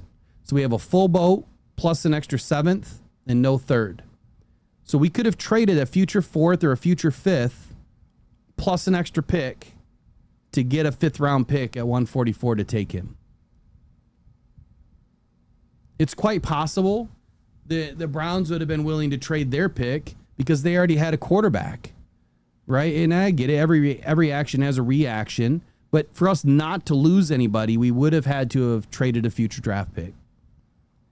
And quite honestly, I think the Browns probably would have traded their pick. They already had a draft pick. Why not? You know, if the Lions would have given them an extra pick for this year's draft, they probably were thinking maybe, hey, we could just get another quarterback then if we needed to. And they probably would have never thought that the Lions would have taken Shedeur Sanders. Could have happened. You know, we could play the, you know, coulda, woulda, shoulda all day, right? But my question is, put all that aside. Let's not think in terms of this affecting all of the rest of our draft picks. How much better would the Lions be with Shedeur Sanders right now versus Hendon Hooker? And I say that because a large majority of you in the chat right now don't want Hendon Hooker on this team. A large majority of you have said trade Hendon Hooker. And at the same time, part of you have said start Hendon over Jared Goff. So which is it? Because I think the people that said start Hendon over Jared Goff clearly don't know where Hendon Hooker is in, you know, the process of becoming an NFL pro. The fact that anyone would have thought that Hendon was ready to start. Just look at what he's done in the preseason. Look what he did last year. Not much. So I'm not going to put any weight into those people's opinions on anything. Now, for the people that say trade Hendon Hooker this year, I put it into the Lions chat today like, come on. You people just don't understand where Hendon is. Like, he's done nothing. If you get a future 7th, I would be surprised. Yep, you spent a 3rd, but if you get a future 7th, I would be surprised. They're not going to trade Hendon. They're just not. And if they do, it's going to come right before cuts. But I don't think it happens this year. I think what happens is at the trade deadline, if they don't have full confidence in Hendon Hooker, and then they have more confidence that they're going to be able to grab a quarterback next year in the draft, and that let's say that, you know, Kyle Allen is still around and we haven't picked up another quarterback, which there's some other quarterbacks in this preseason that I think the Lions, you know, potentially are going to look at. I think that it would be You can clip this right now. I think the Lions are going to look at a quarterback after 53 cuts. I think there's going to be some that are going to come available that we saw play this weekend. They played pretty well. They have played better than Hendon. And if they are available, there could be a surprise here that they bring in another QB. Other than that, I think it's trade deadline. And even then, you're trading Hendon just to get him off your books, just to make a roster spot. He's not worth much. He's just not. Unless the team doesn't have any quarterbacks at all, he's not really worth much. I could probably name 20 second-string quarterbacks that I would have. Actually, I could probably name 30 second-string quarterbacks that I would want over Hendon right now. He just hasn't turned out to be the player that we thought that he was going to be. And I'm not totally out on the guy, but he just has a lot of work to do. And I don't think that we're in a place of, giving guys much more time to develop, especially given the situation of where we are, needing to win. Right? Oh, for sure, Brent. I'd rather have Hendon Hooker than Boyle or Blau. All right, I missed a lot of the chat here. And so, again, I think that for you to really understand what I'm saying here, it's not that bringing in Shedeur would replace Jared Goff this year. Not at all. It's having the security of having another starter, that yeah, there's going to be some bumps and bruises along the way, but having a guy that has way more upside than what we're seeing in Hendon Hooker right now. Kyle Allen is looking good. I think that he's getting the in and out of the huddle good, right? Guys are getting lined up quick. He's able to get the playoff pretty quickly, which means that guys are lined up and ready to go. We're not seeing a ton of pre-snap mistakes. And after the snap, I think he's making good decisions. I think it was a much better showing this weekend or this last Friday than the Hall of Fame game, which they didn't even plan for the game. You know what I mean? They didn't install anything.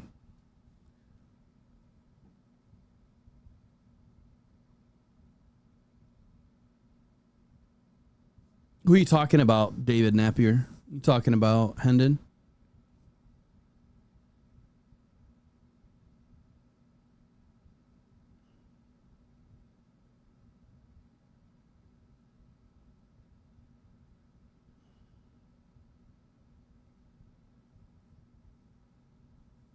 Oh, Jake, he was just making a reference to our past guys. We have not had a good backup situation in a long time. Hey, Will, didn't you have a video on the quarterback, I think, from Notre Dame? Maybe? Which quarterback?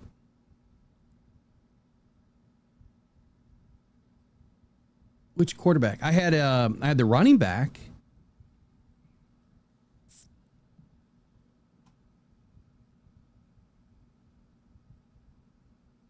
All right, so that was my little take on Shedeur Sanders. Let me see what else I have for you guys today. I know we started late. We're almost at 2 hours. We spent a whole day. I didn't even get a chance to talk about Tate. Sorry. That's really all I wanted to talk about. Just a few big topics today. So Tate Rattlage in Friday night's preseason matchup. Tate Rattlage preseason debut. It was a promising start for the young cat in the trenches, man. I think he did a good job. Let me see where my notes are. So Tate obviously got to start at right guard, not at center, which a lot of people were wondering why. If Graham Glasgow's not in there, why didn't they give Tate an opportunity at center? And the answer is Tate Rattlage, at least from what's been explained by previous communication last week from some of the coaches, Tate won't be playing center this year. He's going to be playing right guard. But he played 4 offensive series on Friday night and delivered a performance that validated the team's confidence in him as a week 1 starter. I thought that he did an excellent job early in this game. Let me pull up his PFF. He was very steady in pass protection. I thought most notably his achievement in Friday night was providing a very clean pocket. He had a very clean blocking sheet, to be honest with you, emphasized by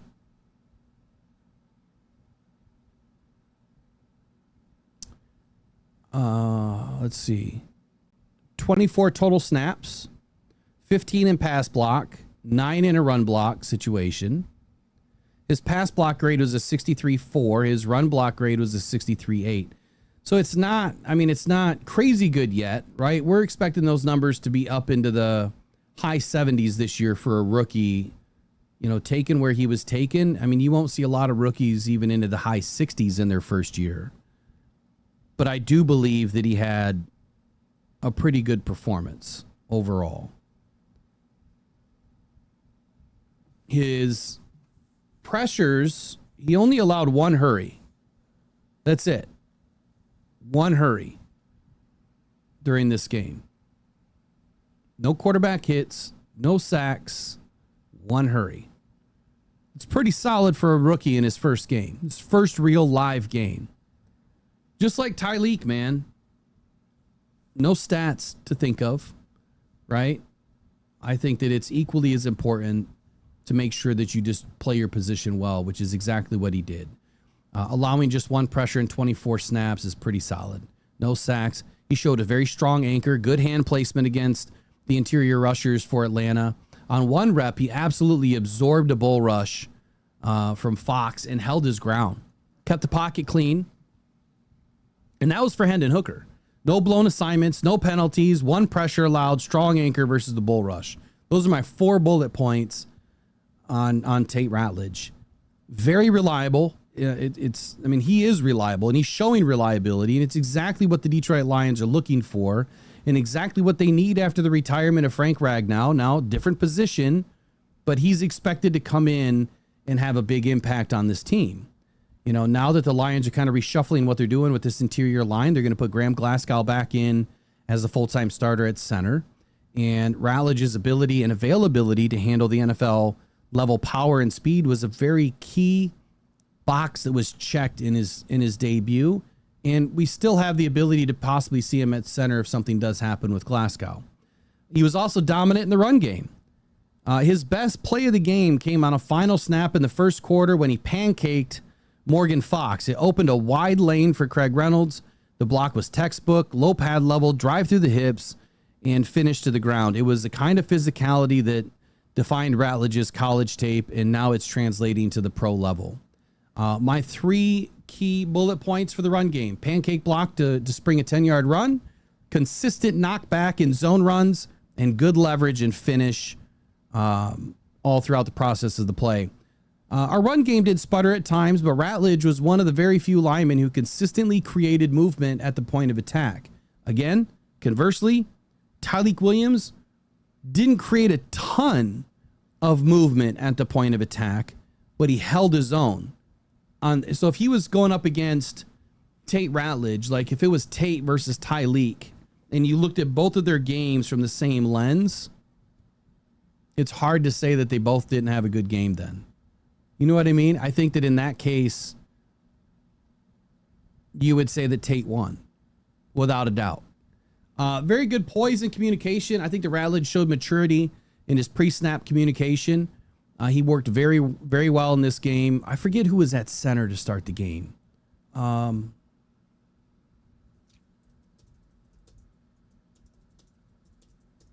anybody remember?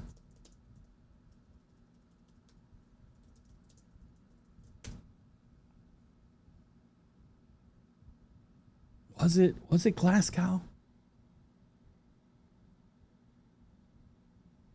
Was Glasgow in to start?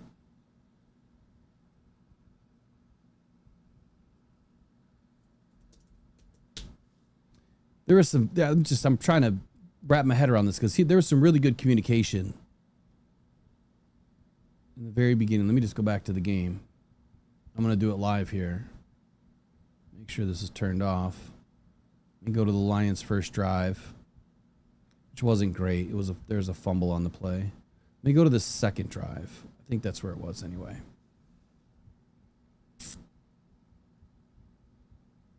Give me just a second while I muddle through this.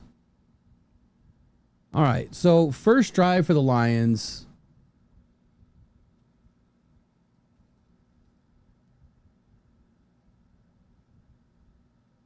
It was Tristan Colon. That's right. It's Tristan Colon, not Glasgow. Tate gets a combo block on the nose tackle. This play didn't go anywhere. It was going to the left.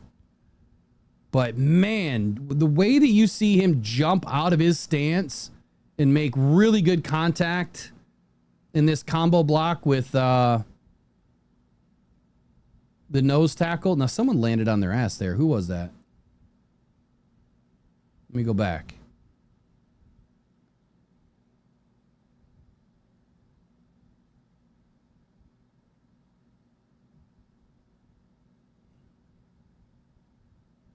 I think it was Tate that landed on his backside there.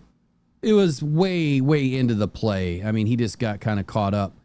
In the second play, again, you've got someone, TK85 in motion, so you've got the quick hitch pass. Really nothing there to speak about. Yeah, TK, man, he took a shot on that play. Third play.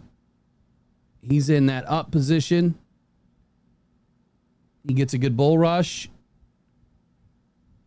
He maintains his ground. And that defensive tackle never got more than 3 yards to Hendon Hooker. But Hendon Hooker took off on that play for like a 22-yard gain. That was the play of the day for Hendon Hooker. Fourth snap.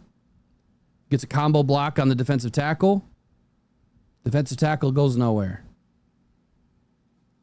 He is so quick out of his stance to make contact. A lot of combo blocks. This play, for whatever reason, Rattlage was not in. Oh, who is that? That looks like Graham Glasgow. Hold on. Hold the phone.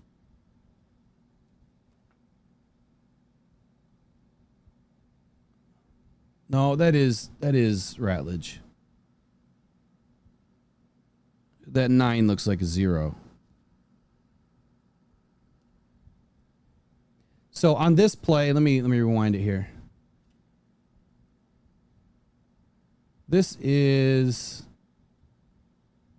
2nd and 10. The Lions are at the 39-yard line.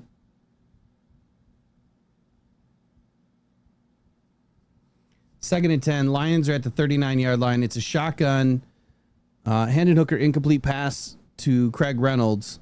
But on this play, this was probably one of the worst pass blocking reps that I've seen out of Rattlage all night. And what's crazy is he's working on a combo block with the center. And Tristan Colon just completely failed on this rep. But Tate Rattlage was not able to navigate his body in front.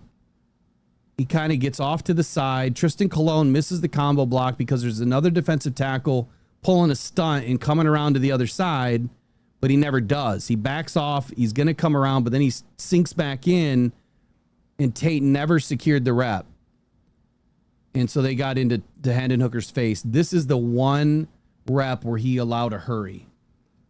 Craig Reynolds got drilled on that play. You guys remember that play where he was hit? It was like targeting in college. And that flag by the ref was coming out before the hit even happened. He was anticipating that hit about to happen, and the flag was coming out. One, I don't like that, because what happens if the guy misses and doesn't make contact with Craig? What was the flag for then? Makes you wonder, doesn't it? Makes you wonder. What were they about to set up? What were they about to do? I can't trust the refs. All right, next play is 2nd and 10 from the Lions 39. This is Jabari Small, who's now cut off the right tackle for a 6-yard gain. And on this play, again, Tate Rattlage gets a combo block, and then he just takes the block over. So the Falcons are showing a 3-4, but they've got one guy in the wide 5 on the right side. They got 3 defensive tackles in tight, all inside the tight ends. So they're not even outside of the 5 except for the guy on the right side. Cologne misses, completely whiffs on the first block. And then Tate takes his guy and drives him back about 4 yards off the line of scrimmage. Power. Big time power. All right, next play. 3rd and 4 at the Detroit 34. It's a pass that was incomplete to Jackson Meeks. So pass pro here.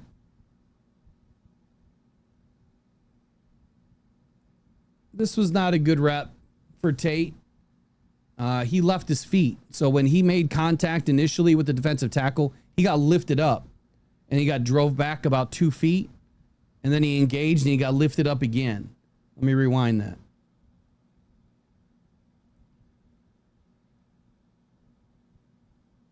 Hand placement was, I mean, it was okay. It was kind of up underneath the armpits.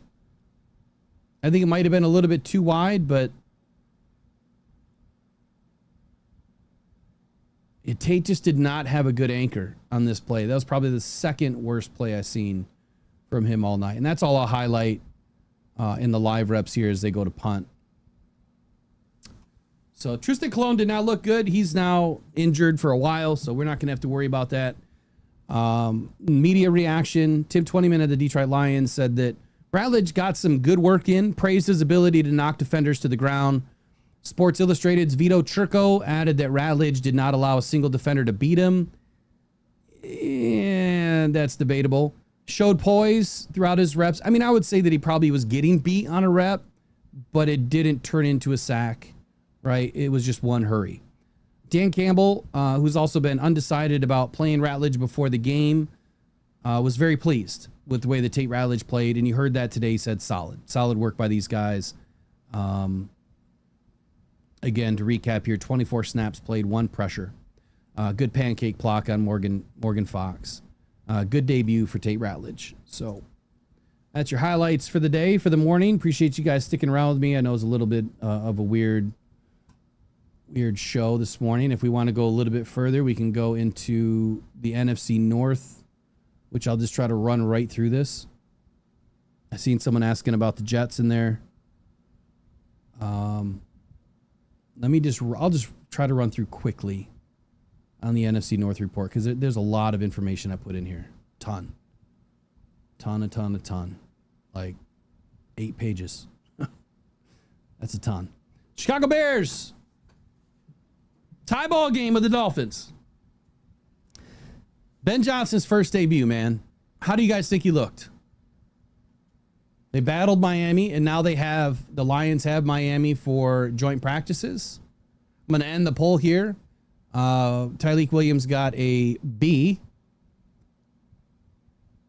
While you guys are thinking on that, let's get up a poll for grade Tate. And hopefully you're putting a grade in and you've actually watched the game, not just read a bunch of crap. Maybe you went back and bought yourself some NFL Pro and you can actually watch the replays. I love NFL Pro, man. It gets so deep. I can just go in and put a player's name in and look at a very specific type of scheme, and it'll give me all the plays for that scheme. Oh, it's beautiful. I love it. I absolutely love it. And it's only getting better and better as the years go on here. So there you go. We'll put up that poll there for Mr. Tate. And while you're thinking, while you're doing that, where do you put Ben Johnson's debut here? Obviously, most of the starters were out, including Caleb Williams. But it did give us a good look at their depth, right? And I think that your team is defined by your depth. We realized that last season as the Detroit Lions. I think that there was some defensive aggression in this game by the Bears. Like, I was like, whoa, right? Hold on. I was like,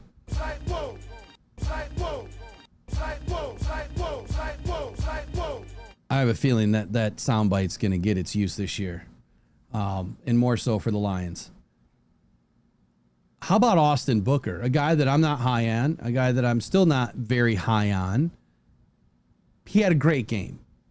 Explosive game for the guy. He did not have a good season last year. 3 sacks, 4 quarterback hits, 1 forced fumble. A strip sack on Quinn Ewers that set up a Bears touchdown. He looked dominant off the edge.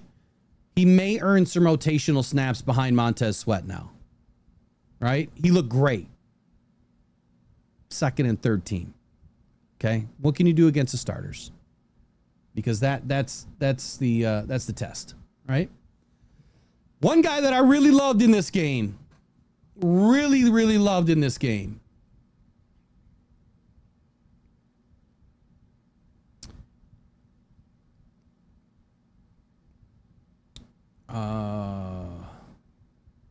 What's going on here? Let's welcome Marcus to the Rockhound family. I'm sure he subscribed and became a member already. Well, hopefully. Yeah, Marcus, you're going to find out, man. We got a really great community of fans here. Really great community. But be careful.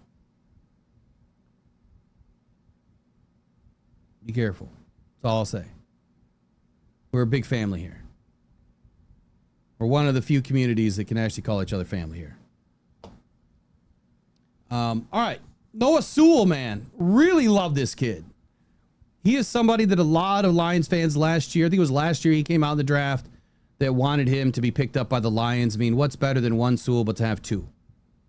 Noah Sewell had a phenomenal game. 6 tackles, 1 TFL, 1 forced fumble as a linebacker, undersized linebacker.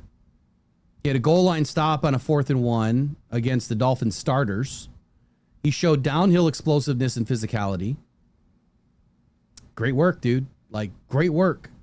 Their defensive coach, Dennis Allen, he's going to be a problem. He's one of the better defensive minds in the game. Ruben Hippolyte, linebacker, 6 tackles, 1 TFL. He blew up a run play early that paired well with Sewell.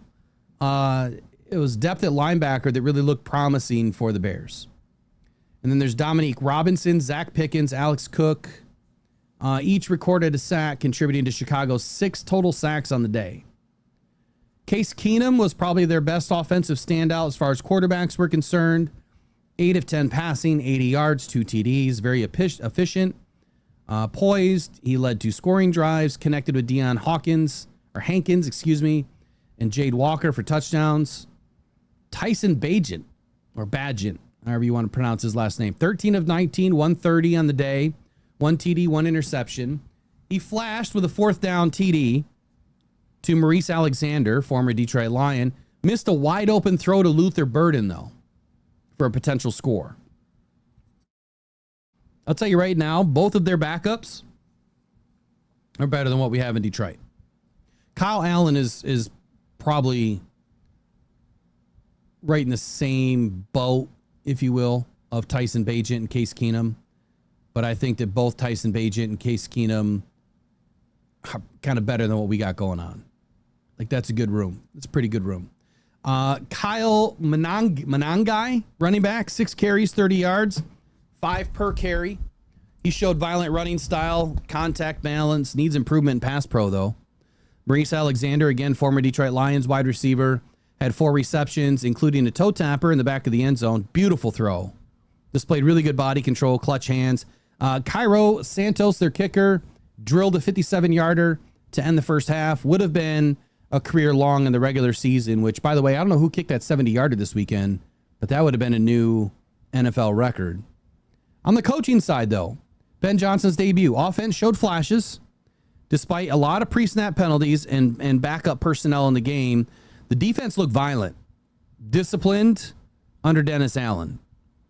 The quarterback 2 battle, I think that Case Keenum gives efficiency an edge over Bagent. I think that Caleb Williams and his expectation to debut next week versus Buffalo is going to be the game to watch. Offensive line concerns. Braxton Jones, the guy that they paid a ton of money to, struggled in pass pro. Whiffed on key blocks. The rookie Ozzy Trapillo, he may push for starting time at the left tackle job. May push. Overall, Ben Johnson seems to have this team in at least the second and third team playing pretty well. Defense is better than the offense. Is anybody worried? Is anybody worried about the Bears?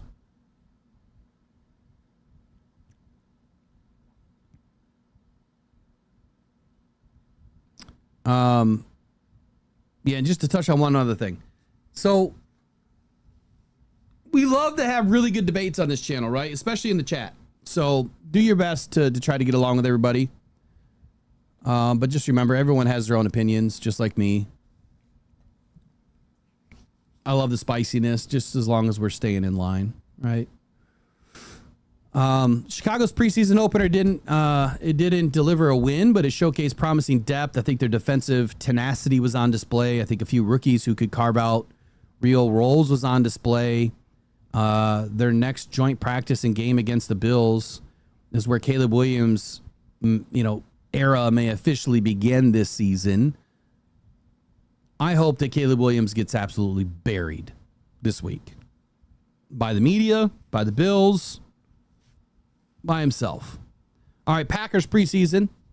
Will you let me know in the comments below? Are you worried about the Bears? Did they show enough on defense, at least in the depth perspective, that could give the Lions some trouble this year?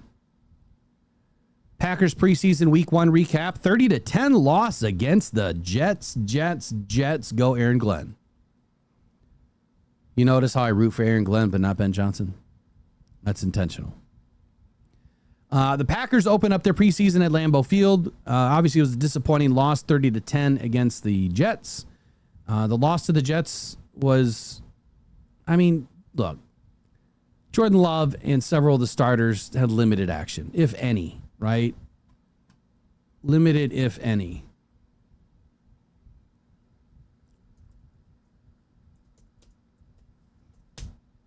I watched bits and pieces of the Jets, like mostly highlights. I'm going to try to watch more of the games today just because I want to dial in on a few players. But he had 12 snaps, Jordan Love. 7 pass, 5 run. And he had a 47 grade. 47. Sounds about right for Jordan Love. Defensive highlights in this game, though. Tyron Hopper, linebacker. He's going to be great, man. 8 tackles, including a key 4th down stop.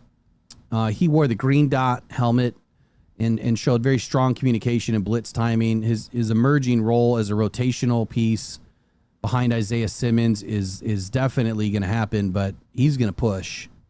He's going to push anybody in front of him for time. Christian Welch, linebacker. Man, he shot through the line on a 4th and 1 stop.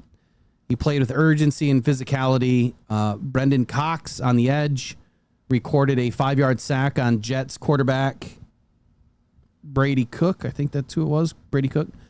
Flash bend and closing speed. Warren Brinson, defensive lineman, held the Jets running back Braylon Allen to 2 yards, 3rd and 5. I'm sorry, to 2 yards on a 3rd and 5. Really showed some stout strength at the point of attack. So overall, I would say that the Packers defense and some of the newer guys for the defense looking good. Offensively, let me pull this up.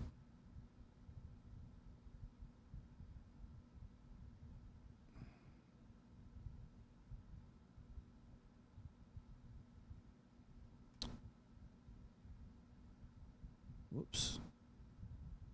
Oh, come on. Sorry, I didn't have this loaded. Well, I wanted to look at something real quick. Offense. Here we go.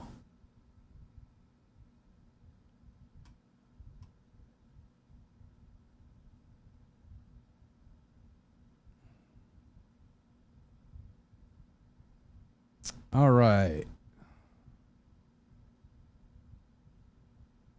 Amar Johnson, 39-yard touchdown in the fourth quarter. He had that was the only explosive play of the night for Green Bay. He showed good burst and vision, but limited reps for Amar Johnson in this game. Let's see. He had a total of 19 snap counts, or 19 snaps, 11 in the pass, 7 in run fits, 79.5 grade overall for this kid. I thought he looked good. I thought he looked pretty good. Matthew Golden, man, the guy that we're all worried about over here, or not. He converted 2 third downs, 1 reception, 1 drawn defensive pass interference versus Sauce Gardner. He displayed some elite separation and toughness in this game. Elite. He looked good. John Fitzpatrick, tight end. Was it John Fitzpatrick? Yeah, it was John Fitzpatrick, tight end. 17-yard seam catch from Malik Willis. Man, I love Malik. I think that he's going to grow into something. I just hope it doesn't last long with the Packers. Again, there's an option for the Lions. Why didn't we pick up a guy like Malik? You know, could have had an option there. Reliable target in limited action. John Fitzpatrick, I think he looked pretty good, and again in limited snaps. Brandon McManus kicked a 46-yarder. He remains very consistent in camp, obviously in game action too. Team notes and concerns for Jordan Love. Like, he played 1 series, he was 0 for 2. He was sacked on a 3rd down.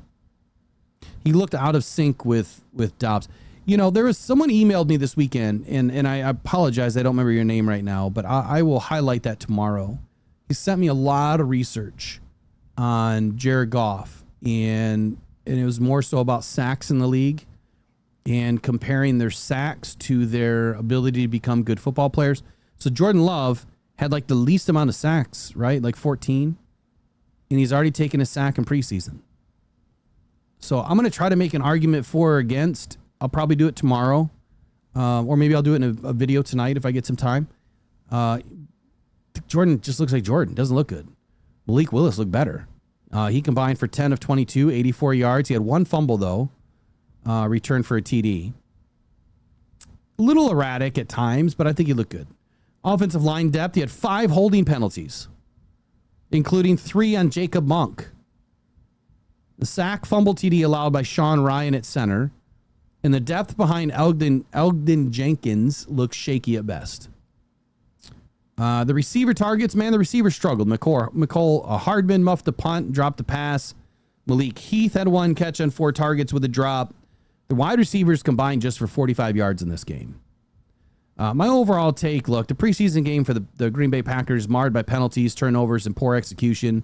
But Matthew Golden's emergence as Tyron Hopper's defensive leadership offer bright spots, right? I think the next up opportunity is a chance to regroup for the Packers against the Broncos. That is going to be a very tough game that they will lose.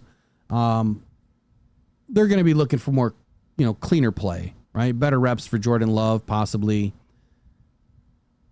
A fact-based recap would tell you that the Jets look great. I think that they look great. I think that Aaron Glenn has got something cooking in New York. To wind back here on the Bears, didn't they have like 10 penalties in this game?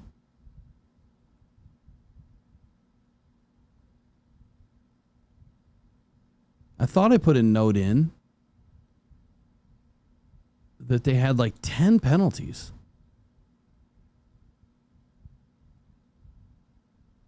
It was something crazy. All right, now here's your Minnesota Vikings, then I'll do the Jets, and I'm going to get out of here. Minnesota Vikings. The Vikings open their preseason against the Texans, 20-10 victory. J.J. McCarthy got the start. Several rookies were flashing in this game. Kevin O'Connell's squad showed very encouraging signs across all 3 phases. Defensive highlights of the game: Gabriel Murphy off the edge, 1.5 sacks, 3 pressures, 89.4 PFF grade, man. Really, really good. Team high. He beat tackles with speed and bend, earning a real shot at edge 4 behind Dallas Turner. Minnesota Vikings defense, their edge group is deep and good and young. They're going to be a problem. Tyler Batty, the guy that we highlighted, I believe, in the Reese's Bowl when we watched it live with the members. One of the guys that I really liked, just not early for the Lions. Deflected a slant pass that led to an interception by Khalif Halisi, and then showed instincts and hand usage in limited reps.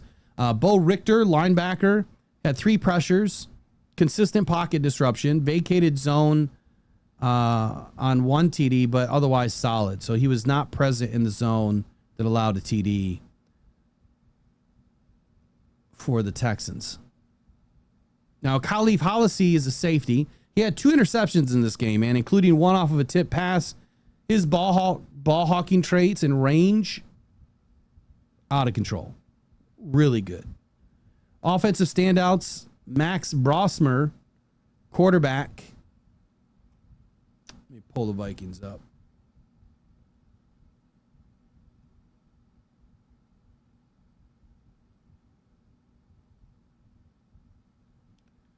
Where are they?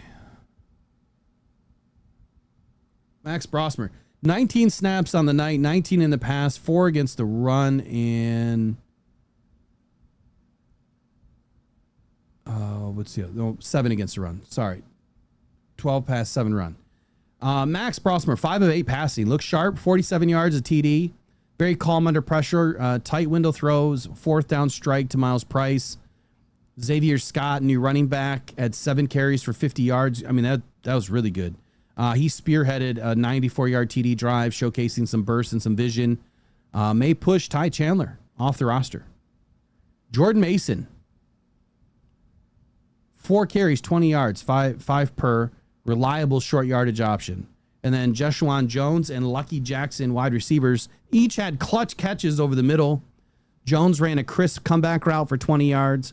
Will Reichard, their kicker, was 2 for 2 on field goals, 48 and 38 yards. Very clean operation by the kicking team here. J.J. McCarthy, man, 4-7, 30 yards, 8-yard scramble, and on 4th and 4. He's starting to build his chemistry with Jordan Addison. He had 3 catches and 33 yards. Addison's upcoming suspension will obviously pause some momentum. Now, there was a pass play that I debated these Vikings fans with J.J. McCarthy here.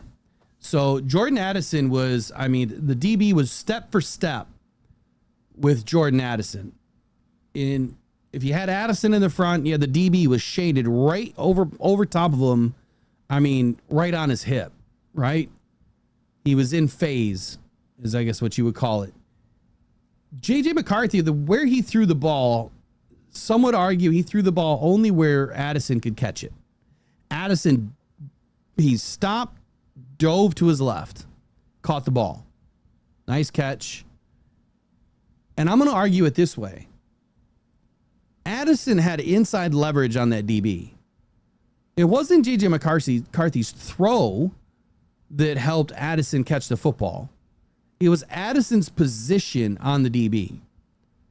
You could have thrown that ball right at Addison on a comeback route, and he would have caught the ball.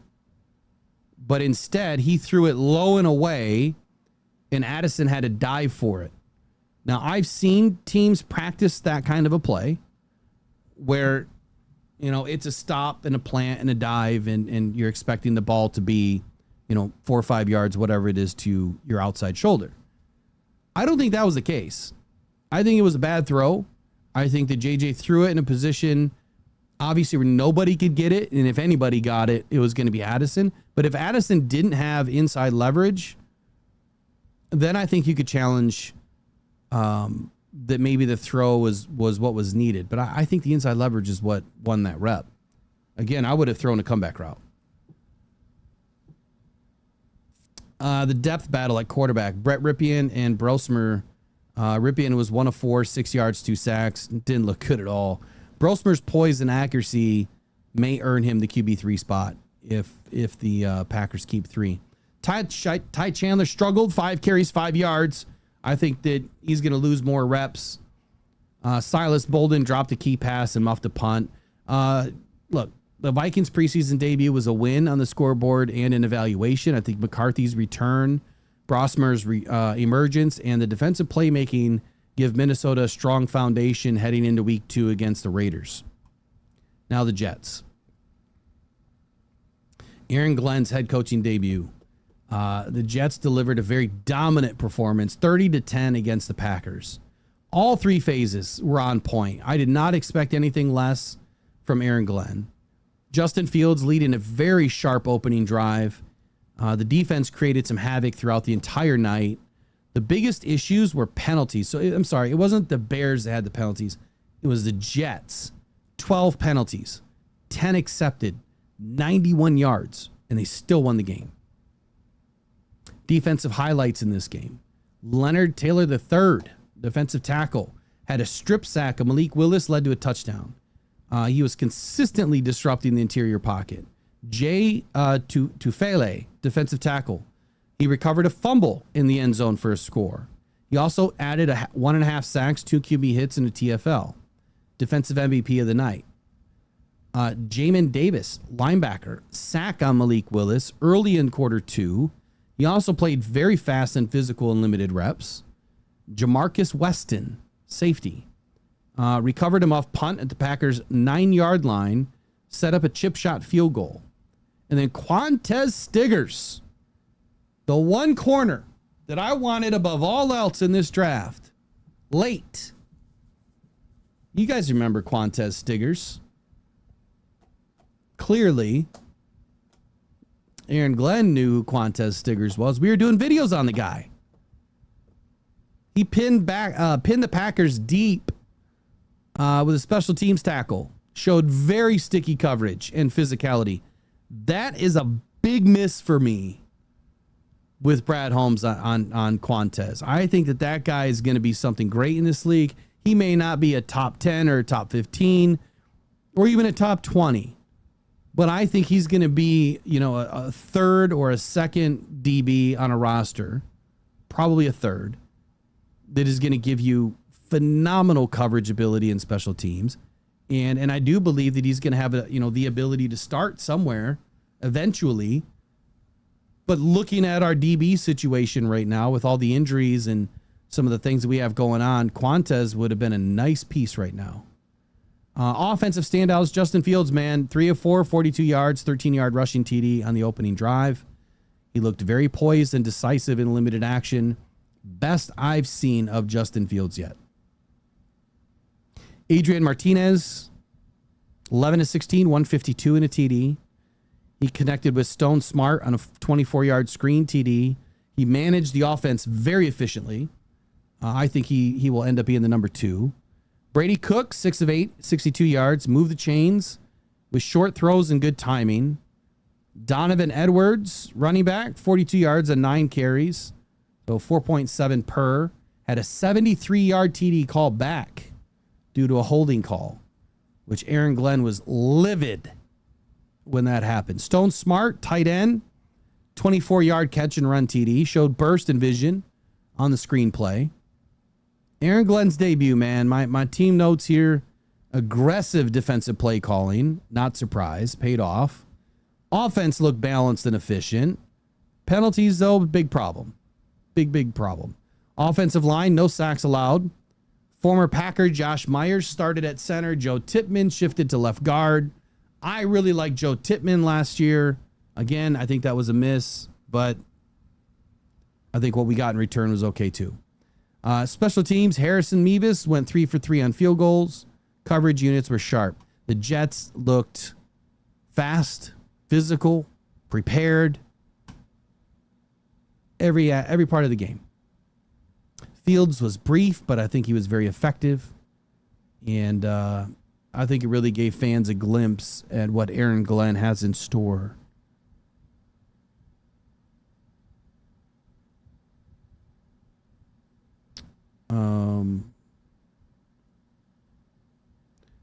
I don't know whoever texted me about turning ads off. Do me a favor and text me your name.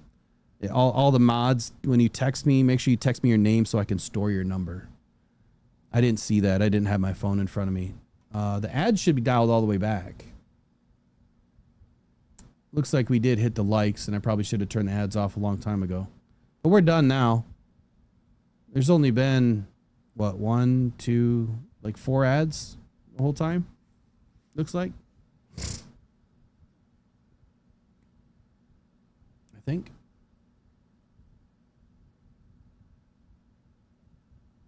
But yeah, we'll get back to that tomorrow. I just missed it. Too busy talking about these previews. So Aaron Glenn, man, what'd you guys think? I'll turn off the ads right now since we'll have another conversation for probably 5 minutes and I'm bouncing. What'd you guys think about Aaron Glenn? And Tate Rattlage got an A. I'm surprised. I would give Tate probably a B. Same as Tyleik. I thought there was good and bad. I thought there was definitely some good and bad, and there's a lot of room for improvement with both of these guys.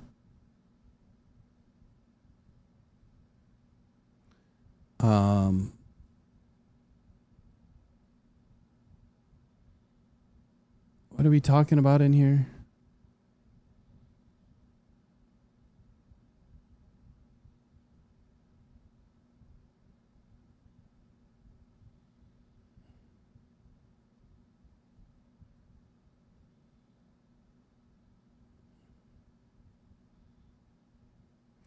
Keep seeing the same thing in here, Marcus Newsom. You see, like, I mean, a lot of the stuff is okay to let ride, but saying you didn't see much from the offense, I mean, the game was ended. We were winning. We were playing very well.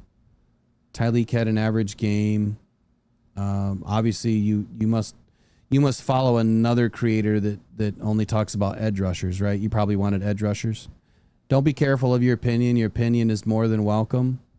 There's no narrative driven here, anything. And yeah, you just keep putting in there Tyleik had an average game. Fifth Amendment. What about the Fifth Amendment? You don't like Ahmed and Tesla. Who's you? Who is you? Who are you talking about? Anybody know who he's talking about? Jack 2125. I think Stiggers did get drafted earlier than expected. I think so. I'm wondering now. But Aaron Glenn's got a good one. There's another guy too. Oh, there was another point I forgot to make. Yeah, round 5, pick 41. I don't know if that was earlier than expected. But he was graded out as a 6, which is pretty high for being drafted that late, honestly. There was another point that I was going to make about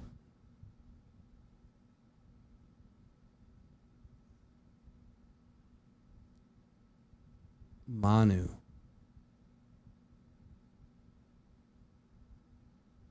Now I don't know where I put it.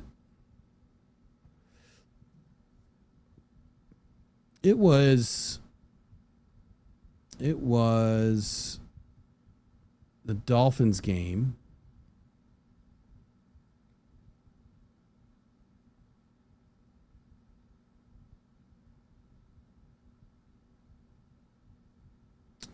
Hold the phone here.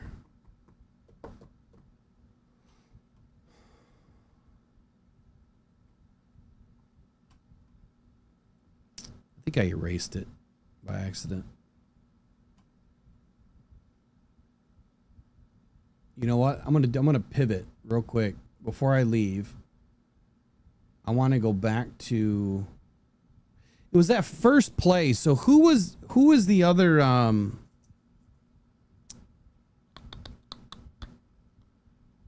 Who was the other offensive lineman? Packers offensive line. They got a guy I thought from UBC. Or was it the Bears?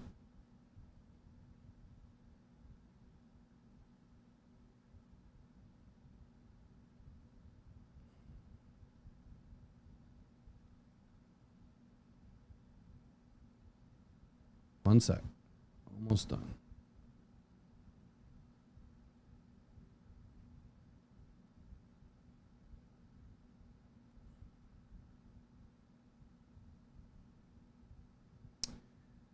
Well, anyway, Benito Jones, when he got through on that play, that was up against that other offensive lineman that was taken before Giovanni Manu. And he was rated as the best offensive lineman in Canada. And Manu looked way better than he did. Way better. That was really my only point. But I knew I threw some more stuff in there. I just don't know where I put it. Don't get used to it, Kevin Barr. The longer, later shows. We might go to 11. We're only late today because I didn't get a chance to start till 9. This stupid security issues. Something is signing me out at 5:45 in the morning, and it's throwing security issues to Google, and then of course that's part of YouTube, and so it like takes me out of my channel. I can still go in and do things in my channel. I can sign in, but it would not let me go live. So when I tried to hit go live, it would say reconnect to OBS all the time. So then I had to go to OBS, delete everything, start over, and it still didn't work. So it was just a mess. It was a mess. But I got it figured out. And Trace, this dude is talking about me. Why would someone say that I don't like Tesla or Ahmed? Like, those are the two guys that we talk about often. But clearly that individual probably just likes, the edge position. And I clearly like Ahmed. We only had his brother on the channel for how many weeks? And that's not the only reason why I like Ahmed. I think that he displays a really good awareness about his position.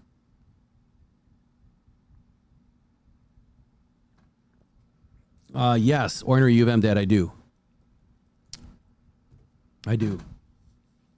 I think that Manu's ahead of that other guy simply because of coaching. I mean, Manu still has a long way to go. Don't get me wrong, but he looked fairly dominant. Now, I didn't do a full breakdown of the Lions game. Because we got so derailed after that game with what happened with Morris Norris, which thank God he's okay.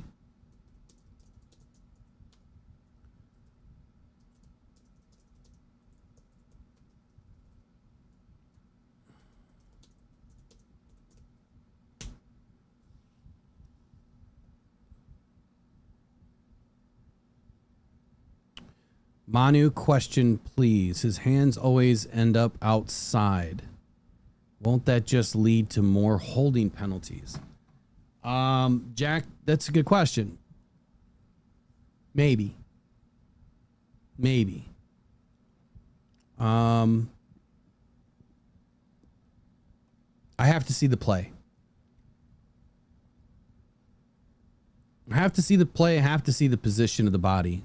Right. And I'm not a know-all. I don't know all. But that'll tell us, kind of where it's going. What's the question about chipping? Are we talking short game here? Or are we talking offensive chipping?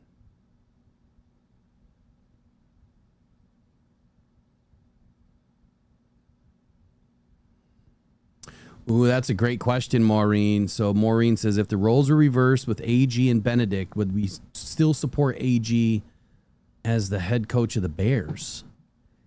Eesh. Yeah, probably not. I think the whole thing is he went to the Bears.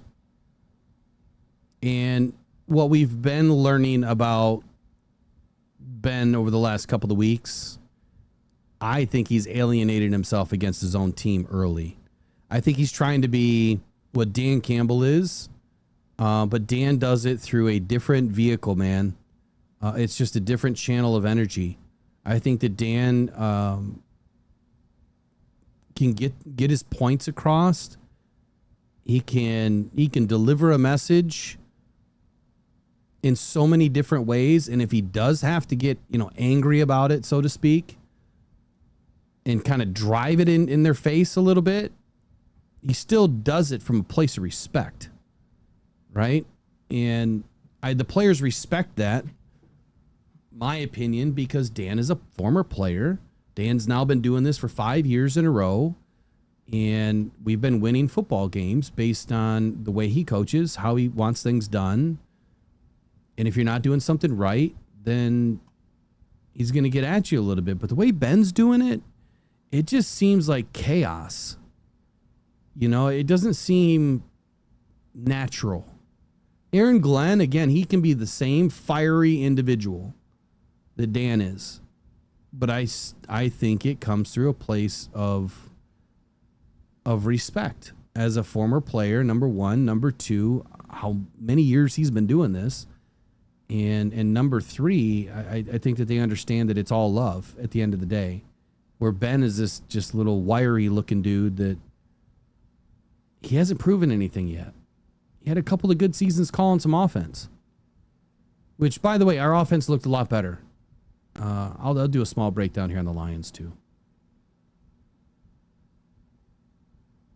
Is Marcus out, Trace? I saw a lot of things that were like deleted.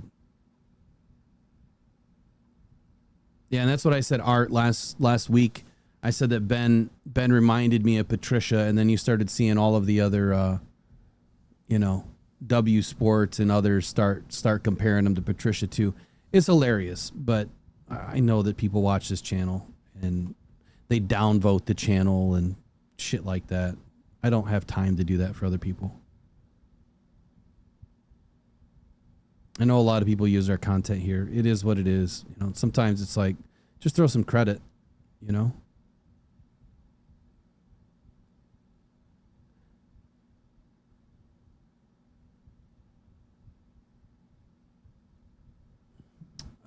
So what was the question, Wickster? What was the conversation on chip blocking? It's something that I'm all about as far as the double teaming and the chipping. You know, there's a big difference, right? There was the first year or two that Aiden was getting all of what he was getting all of the stats saying that he was double teamed the most. I just totally said that the wrong way, but he wasn't. He was chipped. Wasn't double teamed. You know, what you see on a double team is when a guard or a tackle or a guard or a center immediately make contact with that player. If this is the player and you got a center and a guard or a center and a guard, they immediately combo block this dude up and double team. The other way that it can be done is, let's say that this is an edge out on, out in the wide 5 or the wide 9, and this is your tackle, right? Well, he may make contact, and your running back then comes up and makes contact on the other side and then releases. That's a chip. That is not a double team. Or it could be a tackle and then a tight end in motion makes contact and then releases. That's a chip. That is not a double team. And for whatever reason, he was getting all of those stats saying he was getting double teamed the most. What do you need help with, Wickster?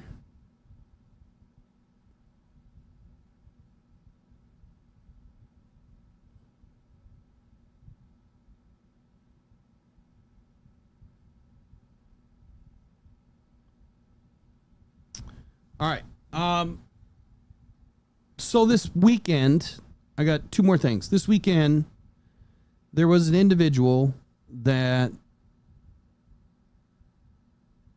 put out a statement about their friend's dad. Has cancer, and I guess it's becoming more aggressive. They may not have a whole lot of time. And so I've been trying to put something together for this Warrior of a Day. I didn't get any nominations. Nobody really nominated anybody to do this. But when I saw this, I immediately said, all right, I would love to bring you guys to camp with us, and I want to buy a jersey for, the individual.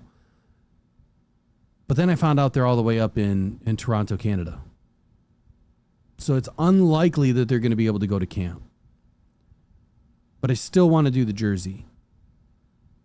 And unless we can find someone that can go to camp that is battling cancer or has battled cancer that deserves to be like the Warrior of the Day award, right? And get a jersey. That may be our option right now. So we don't have much time. We literally have 2 days. If you guys know of somebody that can actually make it to camp, please nominate them today. Reach out to them first. Ask them if it's okay. Ask them if they can go to camp on the 14th. And ask them if they'd be willing to meet with me and talk with me and let's do something nice for them. So let me know ASAP. ASAP. I know I do things late sometimes. It's great ideas, but I do it late.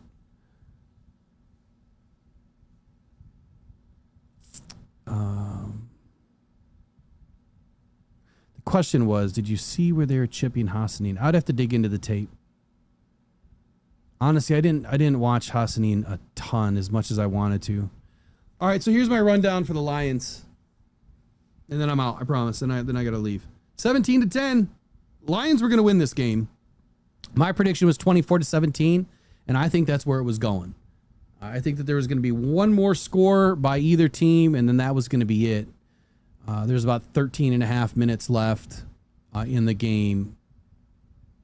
The Lions obviously opened up their first real preseason game against the Falcons.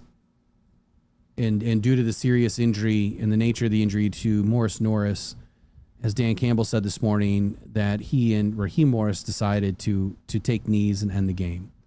My standouts during this game, which Morris is fine now, or not fine, but he's okay. Al-Qadim Muhammad. Man, this dude, he was looking really good in this game.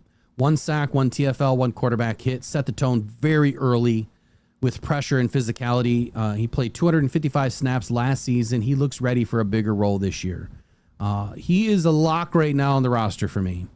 Tyleik Williams, no official stats, didn't really have anything in the stat lines, but consistently pushed the pocket or held his own in anchoring.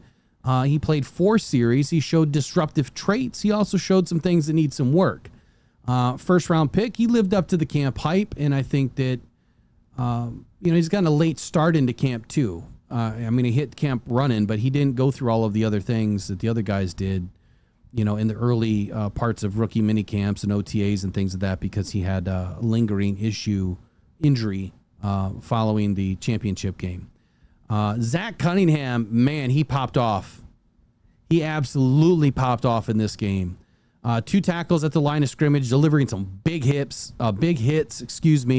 and filling some good gaps there, decisively knowing where to put his nose on the ball. Trevor Nowaski, so on.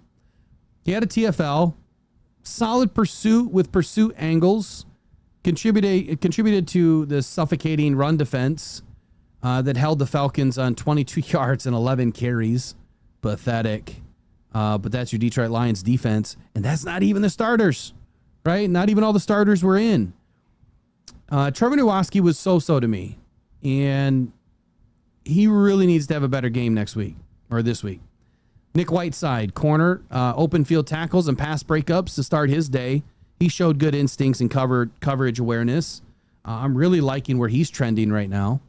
Offensive highlights, Kyle Allen. He's the best of the 2 backup quarterbacks we have right now. 7 of 8, 120 yards, 2 TDs, perfect passer rating, 158.3. He led 3 scoring drives and looked very poised in this game versus the Hall of Fame game. He outperformed Hendon Hooker without a doubt. Isaac Tesla, his first NFL touchdown came on a corner fade route. Strong hands, body control, and blocking ability continues to impress everybody, including myself. Here's what I will say. What is the one thing that I was bitching about, complaining about with the offense when we would get to, the 30, the 25, or even into the red zone at the 20? Does anybody remember? Does anyone remember what I was complaining about the most? Hooker's not out yet, Jack. He's not. I mean, he still has 2 more games. He's not out yet. Anything can happen, but I think Kyle Allen he's got the lead. Yeah, that's one thing, ornery U of M dad, but specifically something that I kept talking about that we haven't been doing a lot because we didn't have a bigger bodied wide receiver. And I've been saying it for like 3 seasons now. We get to the 25, right? You can do it from as far back as the 30, but you get to the 25, the 23, the 22, and we're not doing something that other teams are doing very well. Of course, we don't want to turn the ball over, but this is very specific to the offense.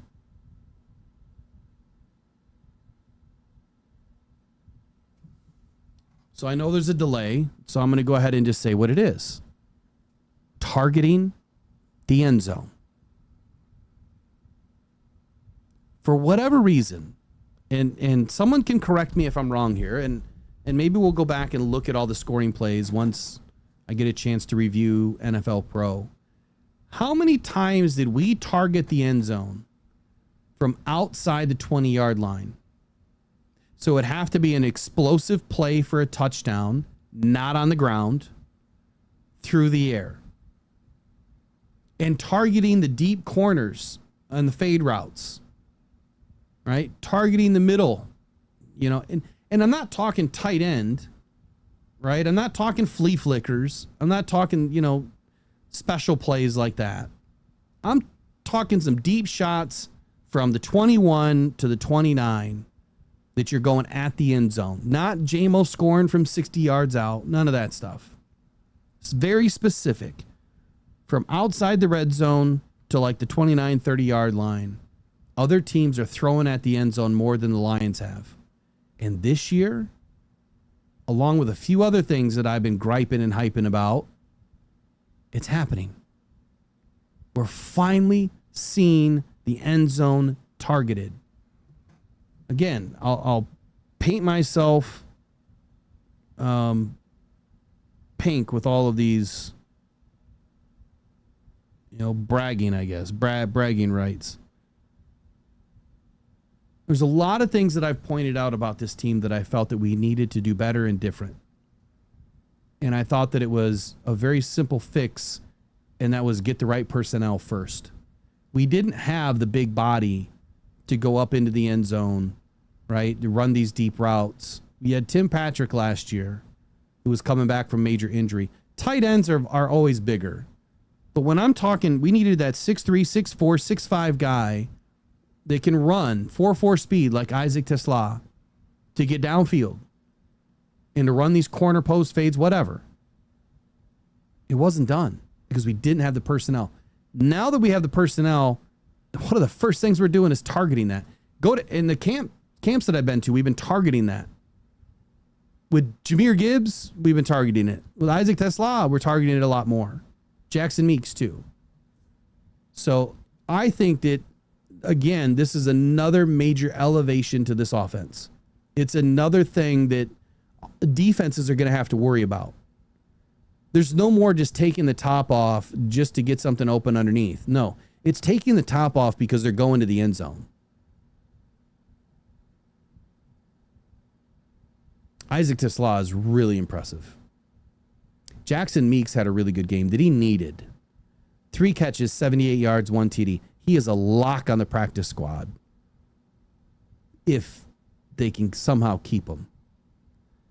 He rebounded from an early drop in this game, and then with a 68-yard bomb and a red zone score. Beautiful catch on that 68-yard bomb. Perfect placement, too, by Kyle Allen. Speed and finish really stood out for Jackson Meeks. Craig Reynolds, 60-yard run sprang by Tate Rattlage and his pancake block. That really stood out to me. Craig has been really reliable this spring in short yardage situations. He's been dinged up quite a bit in these games. He took a shot early Jake Bates nailed a 57-yarder, continues to show range and consistency.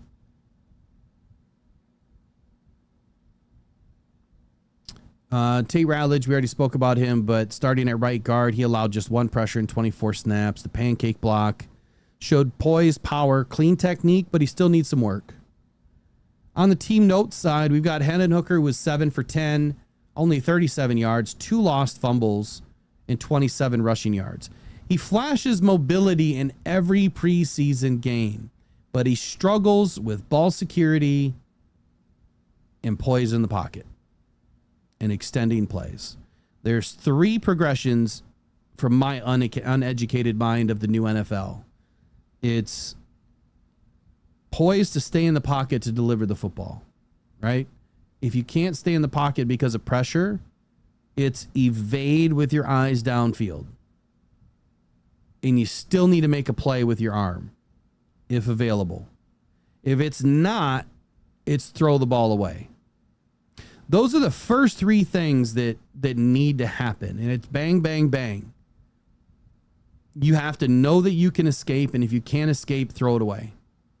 If you can escape and you roll back or up or forward, go watch Shedeur Sanders tape from this weekend. Holy cow. That dude was shaking guys out of their boots.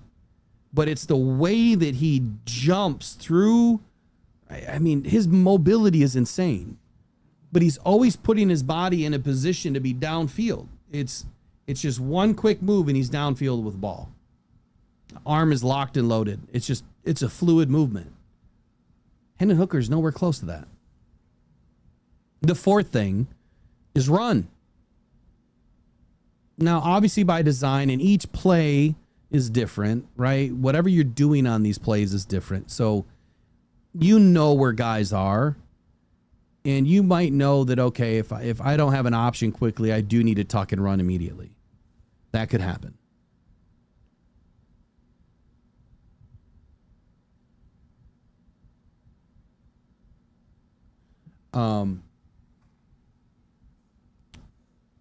Hooker needs to get his mental back into the game. He does not look good at all. Special teams, 4 penalties and poor blocking on returns. We're struggling for some reason in kicking off. I think it's 2 straight games. We've had 2 penalties, I think, in each game. I don't remember what they call the penalty, though. What do they call the penalty? Illegal formation, maybe? I can't remember what they call it. But they're not in the right formation and or they're jumping the kick. They need cleanup before the regular season. Dave Fitt must be out of his mind right now. I know Dan Campbell was when it happened on the first play. He was totally out of his mind. He was pissed off, which is good to see. And then, obviously, the end of the game, you know, the whole Morris Norris thing was... I still can't say enough, man. It was such a tremendous gesture by both teams. It was a special moment.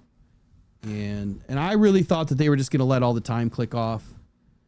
And like I said during the post game, I started to think, you know, how does this affect the ads, not the gambling? How does this affect the ads and the people paying for ad time and the breaks, right? Because there's, you know, breaks in the game to do ads. How did that affect that? And did the NFL just finally shut it down because of money? You know, I don't know.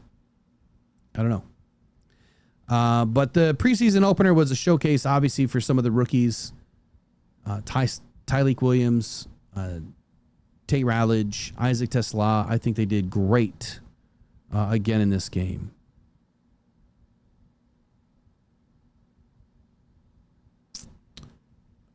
Let's see.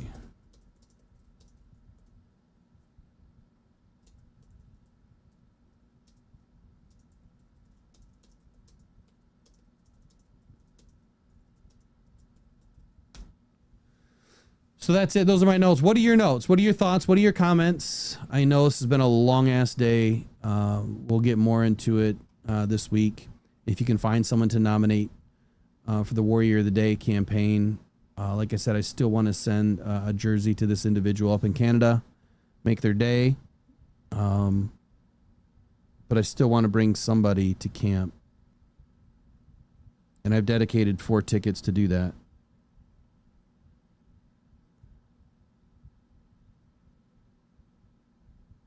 All right, that's it. Phone lines will be open tomorrow. Eric should be back tomorrow if he's feeling better. If not, we're back at it in the morning. We'll see you guys tomorrow. Is there anything else that I need to get at real quick? I will update. I know I need to write some articles, and I'm probably going to do a few today. But I need to get the update going on the injury front because we've already had plenty. And I'm curious where it matches up to last year, and it's going to be really hard to find the comparisons to last year, but I'll do my best. So y'all have a wonderful day. We'll see you back here tomorrow at the regular time. We'll start just before 8 a.m. I believe we have practice tomorrow at 8 a.m. or 8:30. So we'll have Dan Campbell on at 8 a.m. is the plan, I think. But anyway, we'll see you guys tomorrow. Probably go Detroit Lions. You guys take care.